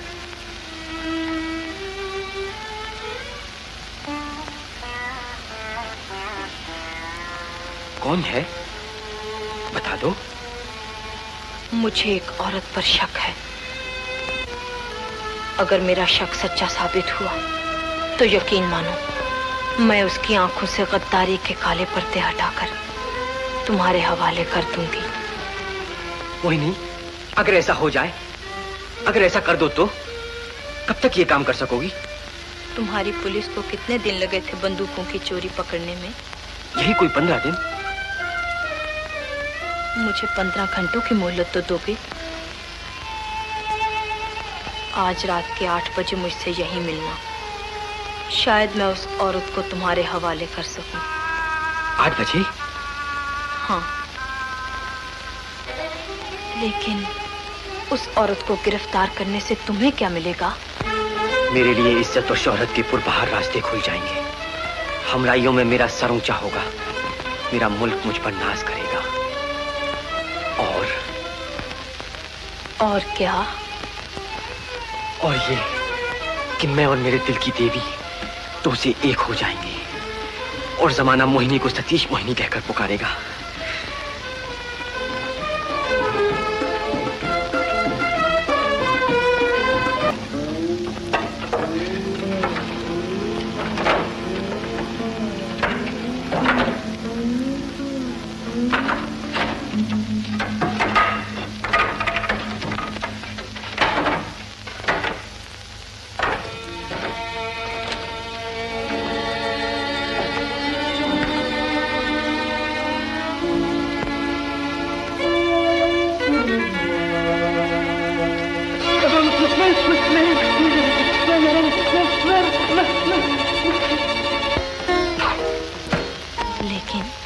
उस औरत को गिरफ्तार करने से तुम्हें क्या मिलेगा? मैं और मेरे दिल की देवी दो से एक हो जाएंगे। नहीं, तुम अपने दिल की देवी को देश की डायन समझकर उससे नफरत करने लगोगे। मेरे लिए इज्जत और शोहरत के पुरबहार रास्ते खुल जाएंगे। अच्छा। सेठ, तुमने सुन लिया होगा, मेरे भाई धर लिए गए। हाँ हाँ, वकील साहब, इनके भाई को जमानत पर छुड़ा लो ना। नहीं, वो जमानत पर रिहा नहीं हो सकते। जालिम सतीश ने उन पर बड़ा सख्त जुर्म लगा दिया है। अच्छा, भगवान भला करे। ऐसे नाजुक कामों में खतरा तो हुआ ही करता है। तुम्हारी बला से तुम तो गोलियां निगल कर अपना दिल ठीक कर लेते हो, मैं क्या करूं? जी में आता है कि भांडा फोड़ दूं और अपने साथ तुम सबको जेल की सैर करा दूं। भाई, इस आपस की तकरार में सिवाय हथकड़ी और जेल के कुछ ना मिलेगा। फिर तुम ही कुछ बताओ जिससे बारूद भाई का भाई भी बच जाए और हम सब भी छूट जाए। घबराओ नहीं, मैंने यही सोच के एक तरकीब निकाली है जिससे सतीश की कार्रवाई झूठी साबित हो और तुम लोग साफ छूट जाओ। सांप भी मरे, लाठी भी न टूटे। वो कैसे? जरा आहिस्ता बोलो, कोई सुन लेगा। ये तुम्हारे मेहता है ना? मेहता, जानते हो कौन है? कौन है? घबराने की कोई बात नहीं। सुनो, मैं जैसा कहूँ वैसा करते जाओ। Yes, alright. डिप्टी कमिश्नर साहब, अब इंस्पेक्टर सतीश रिश्वत खाने में हद से बढ़ा जाता है। आप उसे कामयाब और एतबारी अफसर समझते हैं, मगर असल में वो डबल चाल चल रहा है। चोर से कहे चोरी कर, कोतवाल से कहे होशियार। सुनने में आया है कि अब तक वो हजारों रुपयों की रकमें खा चुका है। आज सुबह इनके भाई को झूठे जुर्म में गिरफ्तार कर लिया। अब उसे छोड़ने के लिए 50,000 रुपए का सोना तलब करता है। ये देखिए, यही सोना है जो हम उसे देना चाहते हैं। आप इस पर निशान कर दें तो हम उसकी रिश्वतखोरी आज ही साबित कर दिखाएं। सेठ धनीराम, होश की दवा लो। सतीश पर इल्जाम लगाना गोया चांद पर धूल उछालना है। मेरे लिए सतीश पर जरा सा शक लाना भी नामुमकिन है। इम्पॉसिबल। जाइए से मेरा वक्त जाया न कीजिए। मगर आपसे इंसाफ तलब करना हमारा हक है। जनता की भलाई के लिए आपको सतीश का इम्तिहान लेना ही चाहिए। आप सोने की इन तख्तियों पर निशान कर दीजिए, फिर आपसे आप जाहिर हो जाएगा, दूध का दूध और पानी का पानी। सेठ धनीराम, कहीं ऐसा न हो कि लेने के देने पड़ जाए। अगर तुम्हारा इल्जाम गलत निकला तो? मैं उसका नतीजा भुगतने को तैयार हूँ। All right.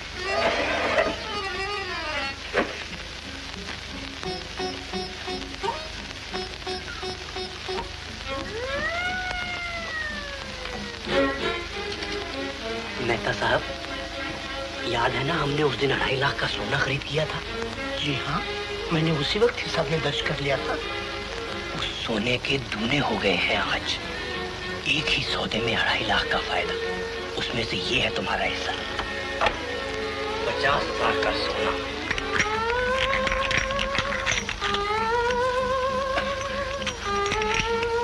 Thank you.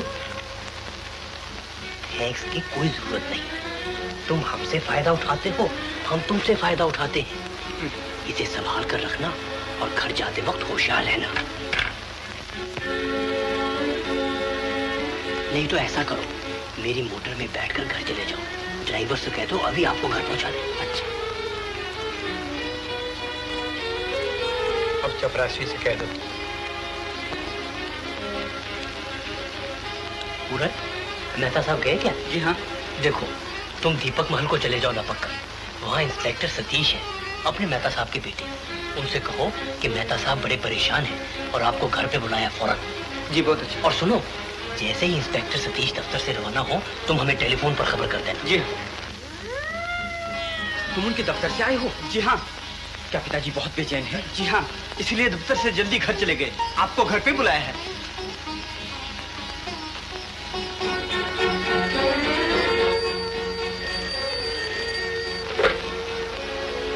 कौन? पूरन? अच्छा, इंस्पेक्टर सतीश घर चले गए? ठीक, बहुत ठीक। आप डिप्टी कमिश्नर को फोन पे खबर कर दो।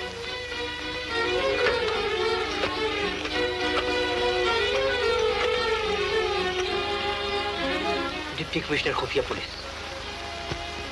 कौन? डिप्टी कमिश्नर साहब? जी, मैं सेठ धनीराम।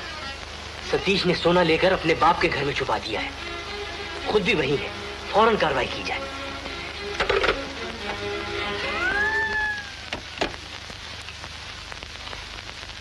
पिताजी, पिताजी क्या बात है? कोई बात नहीं। आप क्या छुपाने की कोशिश कर रहे हैं? ये कीमती तिजोरी, इसमें जड़ाऊ गहने और साथ ही खालिस सोने की तख्तियां।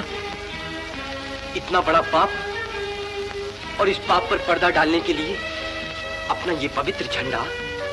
पिताजी, आप इस तिरंगे को कभी शुभ तिरंगा कहा करते थे और आज इसका ये अपमान।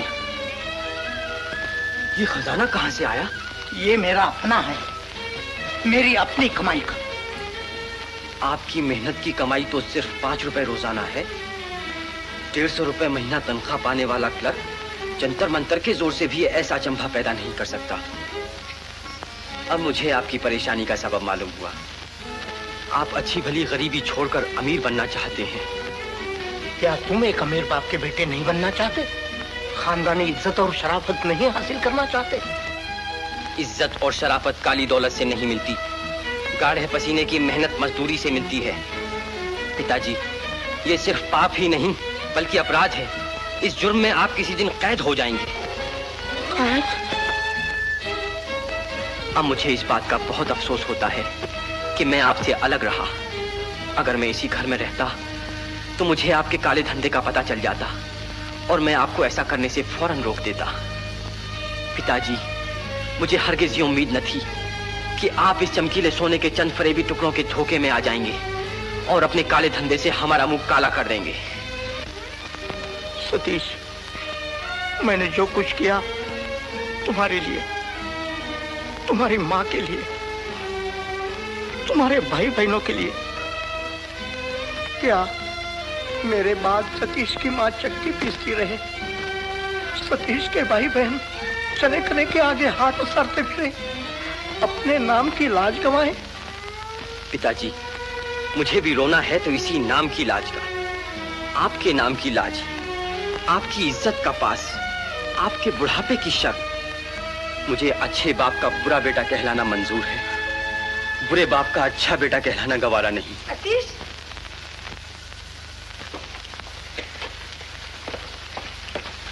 सतीश, हमें इस घर की तलाशी लेनी है। तलाशी? हाँ, तलाशी।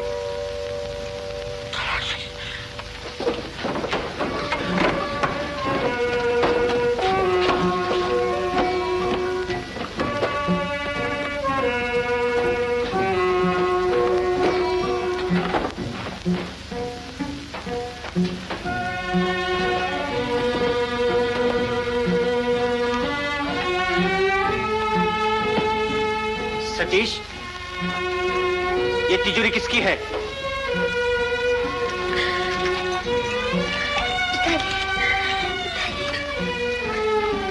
सतीश, ये तिजोरी किसकी है? मेरी। ये माल किसका है? मेरा। और ये सोना?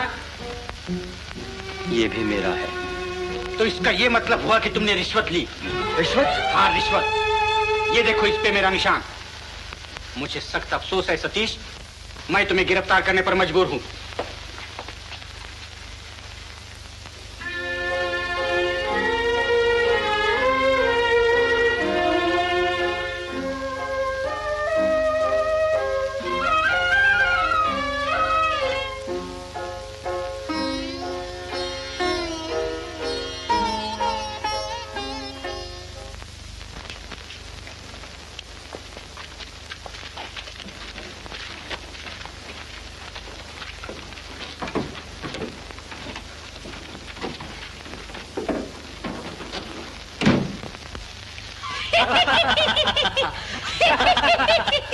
वाह रे वकील साहब वाह, सचमुच सांप भी मर गया और लाठी भी नहीं टूटी।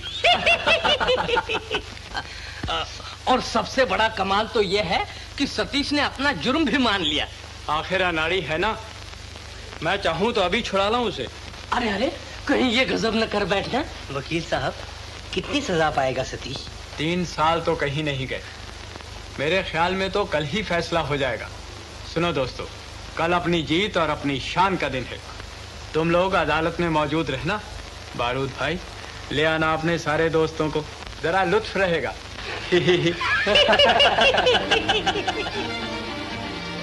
आज की ताजा खबर, 50,000 रुपए का सोना पुलिस इंस्पेक्टर के कब्जे में, रिश्वत का माल बरामद, मशहूर पुलिस इंस्पेक्टर सतीश गिरफ्तार, मशहूर पुलिस इंस्पेक्टर सतीश गिरफ्तार। सतीश गिरफ्तार? नहीं नहीं, ऐसा कभी न होगा, मैं ऐसा कभी न होने दूंगी।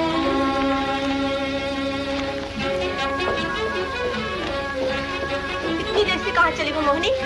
मैजिस्ट्रेट के कोर्ट में। किस लिए? आखिर क्या हुआ?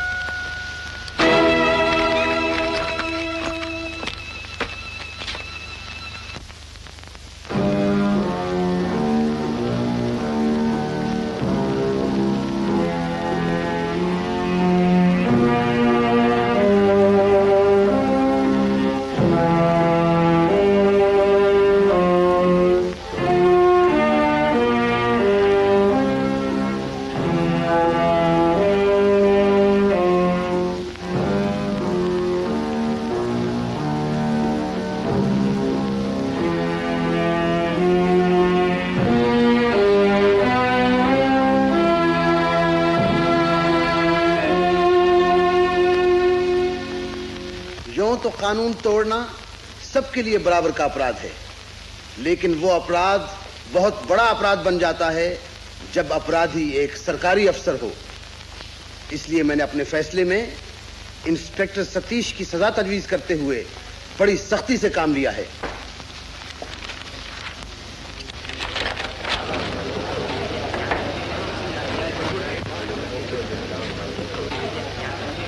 अदालत के पास एक दरखास्त आई है जिसमें दरखास्त करने वाले ने इस मुकदमे में गवाही देने की ख्वाहिश जाहिर की है। किसी को कोई एतराज तो नहीं? इस बात का अदालत को पूरा पूरा इख्तियार है। अदालत का खास हुक्म है कि जब तक अदालत की कार्रवाई खत्म न हो जाए इस कमरे से किसी शख्स को बाहर जाने की इजाजत न होगी।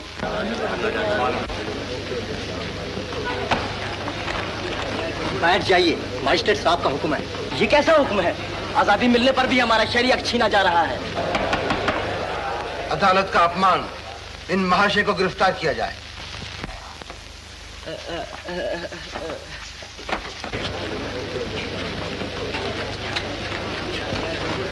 नए गवाह को हाजिर करो।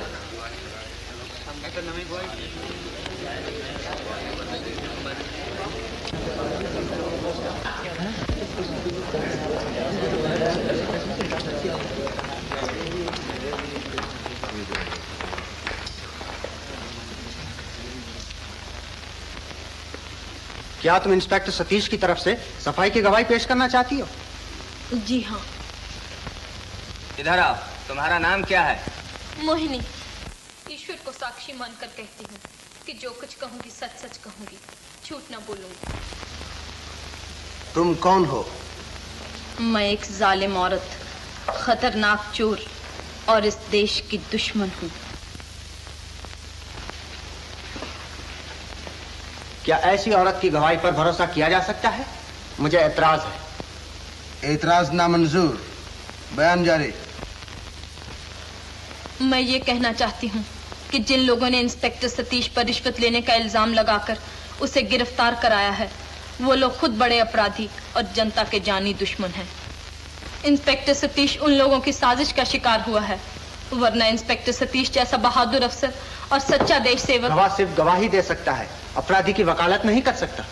इस बात का फैसला मेरा सारा बयान सुनने के बाद किया जाए मुझे जो कुछ कहना है उससे इंस्पेक्टर सतीश की बेगुनाही आपसे आप साबित हो जाएगी।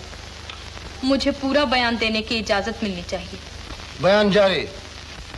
पैसे के लिए अपने देश तक को बेचने वाले वो सब सौदागर इसी जगह मौजूद हैं। मेरा इनसे काले धंधे का व्यापार रहा। इन लोगों ने कानून तोड़कर मुझसे लाखों रुपयों का सौदा किया। थाना के सागर किनारे पर कपड़े की गांठों से लदी हुई किश्ती जिस पर इंस्पेक्टर सतीश ने हमला किया था, वो माल ताजमहल मिल के मालिक राय साहब बंसीधर ने मुझे को बेचा था, सेठ धनीराम की मार्फत। फौजी डिपो से जो सरकारी बंदूकें चुराई गई थी, वो बंदूकें बारूद भाई हथियार वाला ने चोरी चोरी खरीदी और मेरे हाथ बेची, सेठ धनीराम की मार्फत। इन सबको कानूनी सलाह मशवरा देकर इनके साथ हराम की कमाई में हिस्सा लेने वाले वो बैठे हैं वकील साहब गणपत राय, सेठ धनीराम के बराबर। बंदूकों वाले व्यापार में जो 5 लाख रुपए का सोना मैंने सेठ धनीराम को दिया था, वो सोना देसावर से मेरे लिए हवाई जहाज में आया था। उस सोने को हवाई स्टेशन से बाहर लाने में मदद करने वाले कस्टम ऑफिसर गुलजार सिंह, सेठ धनीराम के दोस्त।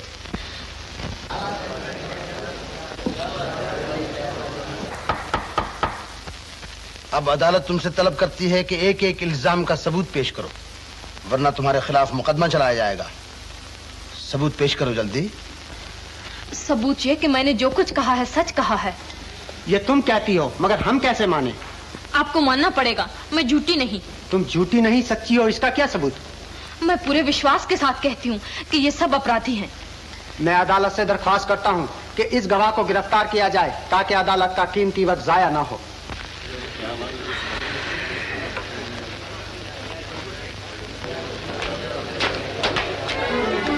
आपको मेरी सच्चाई पर यकीन क्यों नहीं आता?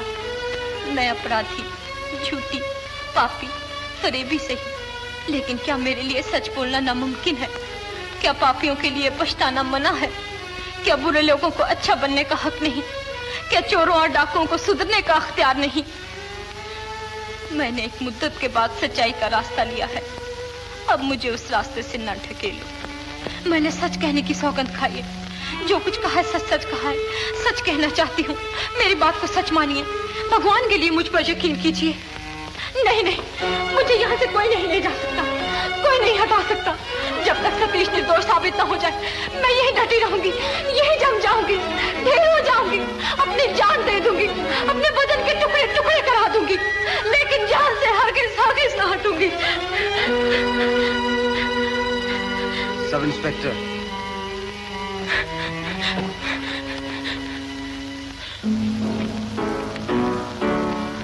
ठहरो, ये देखिए मेरी सच्चाई का सबूत।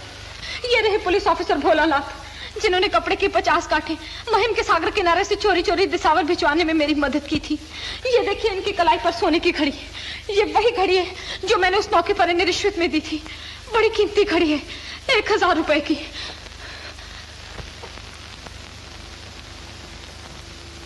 बेशक कीमती घड़ी है, 1000 रुपए की भी हो सकती है, मगर तुम्हारे पास इस बात का क्या सबूत है कि ये घड़ी भोलानाथ ने तुमसे रिश्वत में ली थी? इसे खोलकर देखने से मालूम हो जाएगा। इसके अंदर मेरा नाम खुदा हुआ है, मोहिनी।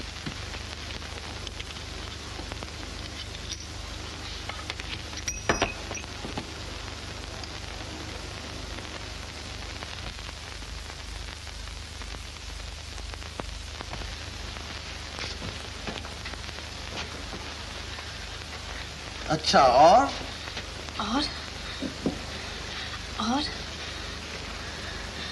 ठहरिए।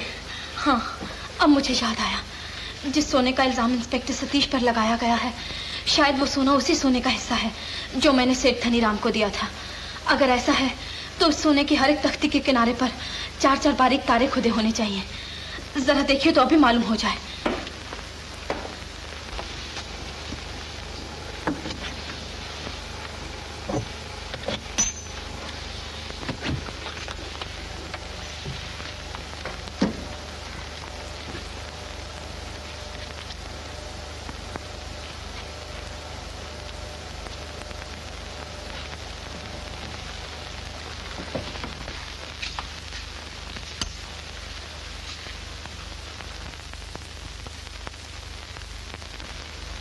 बेशक मजिस्ट्रेट साहब के हुक्म से आप सबको गिरफ्तार किया जाता है।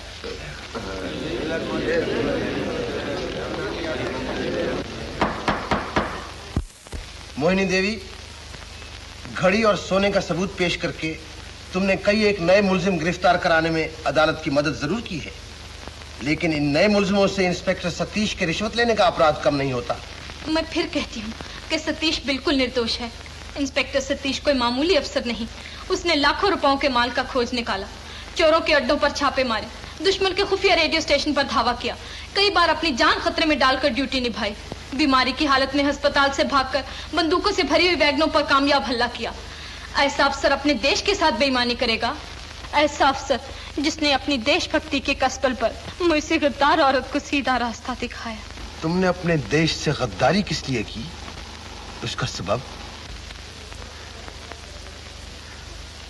मेरे माँ बाप, मेरे अपने लोग, मेरा अपना देश।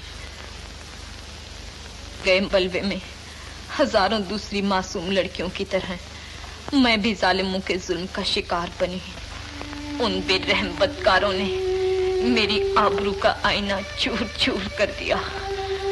उस वक्त मेरी हालत एक मसली हुई कली, घायल पंछी, बुझी हुई शमा और टूटे हुए सांस की सी थी।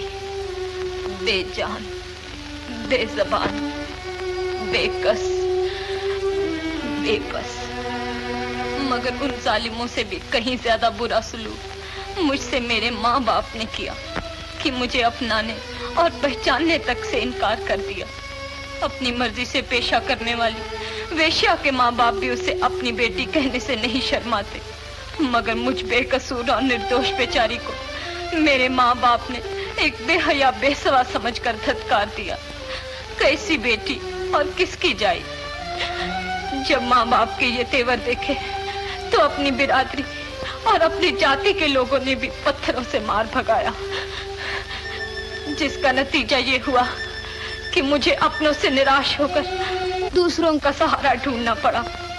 अपनों की नफरत ने मेरे दिल में भी अपने लोगों से नफरत पैदा कर दी। मैंने अपनों से बदला लेने की ठान ली और बदले के अंधे जोश में अपने देश की दुश्मन बन गई। मोहिनी देवी, तुम्हारी दुख भरी कहानी से अदालत को बड़ी हमदर्दी है, मगर इससे इंस्पेक्टर सतीश का क्या वास्ता? इंस्पेक्टर सतीश ने मेरी आंखों से गद्दारी के काले पर्दे यूं हटा दिए कि आज मैं अपने आप को अपने देश के कानून के हवाले कर रही हूँ।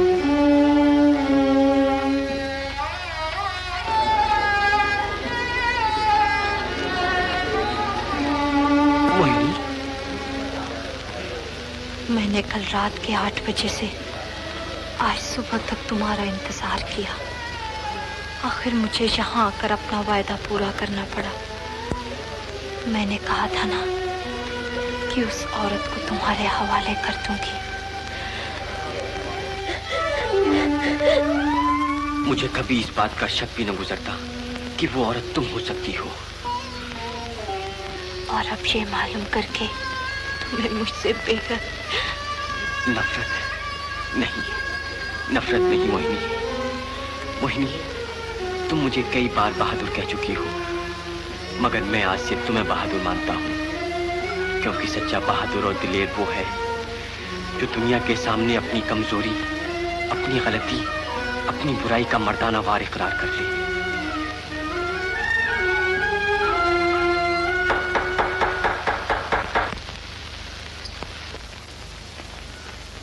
इस वक्त इंस्पेक्टर सतीश के मुकदमे ने एक नई शक्ल इख्तियार कर ली है।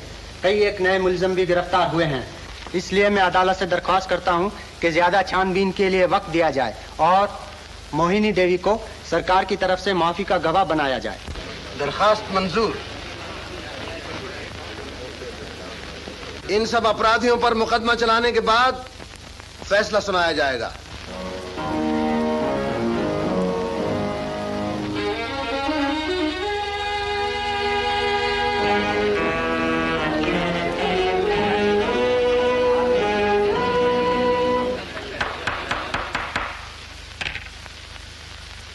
सबसे पहले मुझे यह कहना है कि इंस्पेक्टर सतीश अपने भोलेपन से दुश्मनों के बिछाए हुए जाल में फंस गया था। इसके खिलाफ रिश्वत लेने का अपराध झूठा साबित हुआ। इसलिए मैं बड़ी खुशी से इंस्पेक्टर सतीश को बाइज्जत बरी करने यानी छोड़ने का हुक्म देता हूं।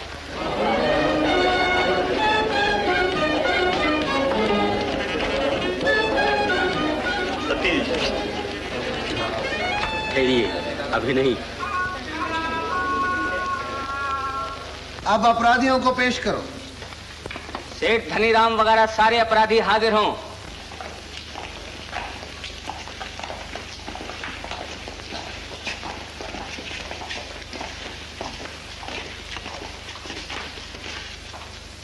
अपराधियों को सजा देने से पहले हमें यह देखना है कि इनका अपराध क्या है। काली दौलत का लालच। फिर हमें यह देखना है कि ऐसी दौलत के इतने लालची लोग कौन हैं। पसीना बहाने वाले मजदूर नहीं, हल चलाने वाले किसान नहीं, मेहनत मजदूरी करने वाले गरीब नहीं, बल्कि काले बाजार से पैसा कमाने वाले धनवान लोग। ये लोग, ये बेईमान धनवान, यही धनीराम, यही बारूद भाई, यही गणपत राय, यही बंसीधर, पढ़े लिखे डाकू, समाज के चोर, आजादी के लुटेरे, देश के दुश्मन। इन झूठ मूठ के बड़े आदमियों से डर है कि इनके बुरे संस्कार का जहर कहीं छोटे लोगों में न फैल जाए, जैसा धनीराम के मेहता जी के जुर्म से जाहिर है। जगदीश नारायण, सोने चांदी की झंकार पर राल टपकाने वाले, हिंदुस्तान की सफेद पोश बिरादरी को कलंक लगाने वाले, जो काले बाजार के धंधे में अमीरों का हाथ बटाते हैं। अगर ये लोग अपना हाथ खींच लें तो काले बाजार वालों का काम मुश्किल हो जाए। और इन अपराधियों के साथ ही police officer Bholanath, custom officer Gulzar Singh, parcel clerk Haridas और फौजी डिपो के स्टोर कीपर जॉन बार्बर। ये हैं आस्तीन के सांप, दूध पीकर जहर उगलने वाले, जिन्हें हिंदुस्तानी कहने में जबान पर छाले पड़ जाने का डर लगता है। अब हमें चाहिए कि हम गुलामी की सारी पुरानी बातों और बुरी आदतों को मलियामेट कर दें और अपने आप को आजादी के सच्चे हकदार साबित कर दिखाएं। नहीं तो डर है कि इस तिजोरी के तिरंगे की तरह हमारी आजादी का रंग भी फीका पड़ जाएगा और होते होते इस रंग का नामो निशान तक बाकी न रहेगा। हाँ, भूल न जाइए कि ऐसा भी हो सकता है, मगर क्या हम, हमारी सरकार और हमारे नेता ऐसा होने देंगे? हरगिज नहीं। अगर हमारे देश में चंद एक गद्दार हैं तो उनके मुकाबले में हमारे यहां सतीश जैसे देश सेवक भी हैं। हमें उनसे पूरी पूरी आशा है कि वो अपने देश की इज्जत और आबरू का झंडा दुनिया भर की बुलंदियों पर ले जाएंगे और उसके रंगीन निशान की चमक दमक से अपने प्यारे देश का नाम रोशन करेंगे। अब मैं अपराधियों की सजाएं सुनाता हूं। सेठ धनीराम 7 साल सख्त कैद, 5 लाख रुपया जुर्माना। वकील गणपत राय 3 साल सख्त कैद, 50,000 रुपया जुर्माना। मिल मालिक राय साहब बंसीधर 3 साल सख्त कैद, 5 लाख रुपया जुर्माना। बारूद भाई हथियार वाला 7 साल सख्त कैद, 2 लाख रुपया जुर्माना। जॉन बार्बर 5 साल सख्त कैद। कस्टम ऑफिसर गुलजार सिंह 3 साल सख्त कैद। पुलिस सब इंस्पेक्टर भोलानाथ 3 साल सख्त कैद। अफजल दौलत वली जी हथियार वाला, ट्रांसमीटर ऑपरेटर बिहारी 3 साल सख्त कैद। रेलवे पार्सल क्लार्क हरिदास 6 महीने सख्त कैद। जगदीश नारायण 6 महीने सख्त कैद।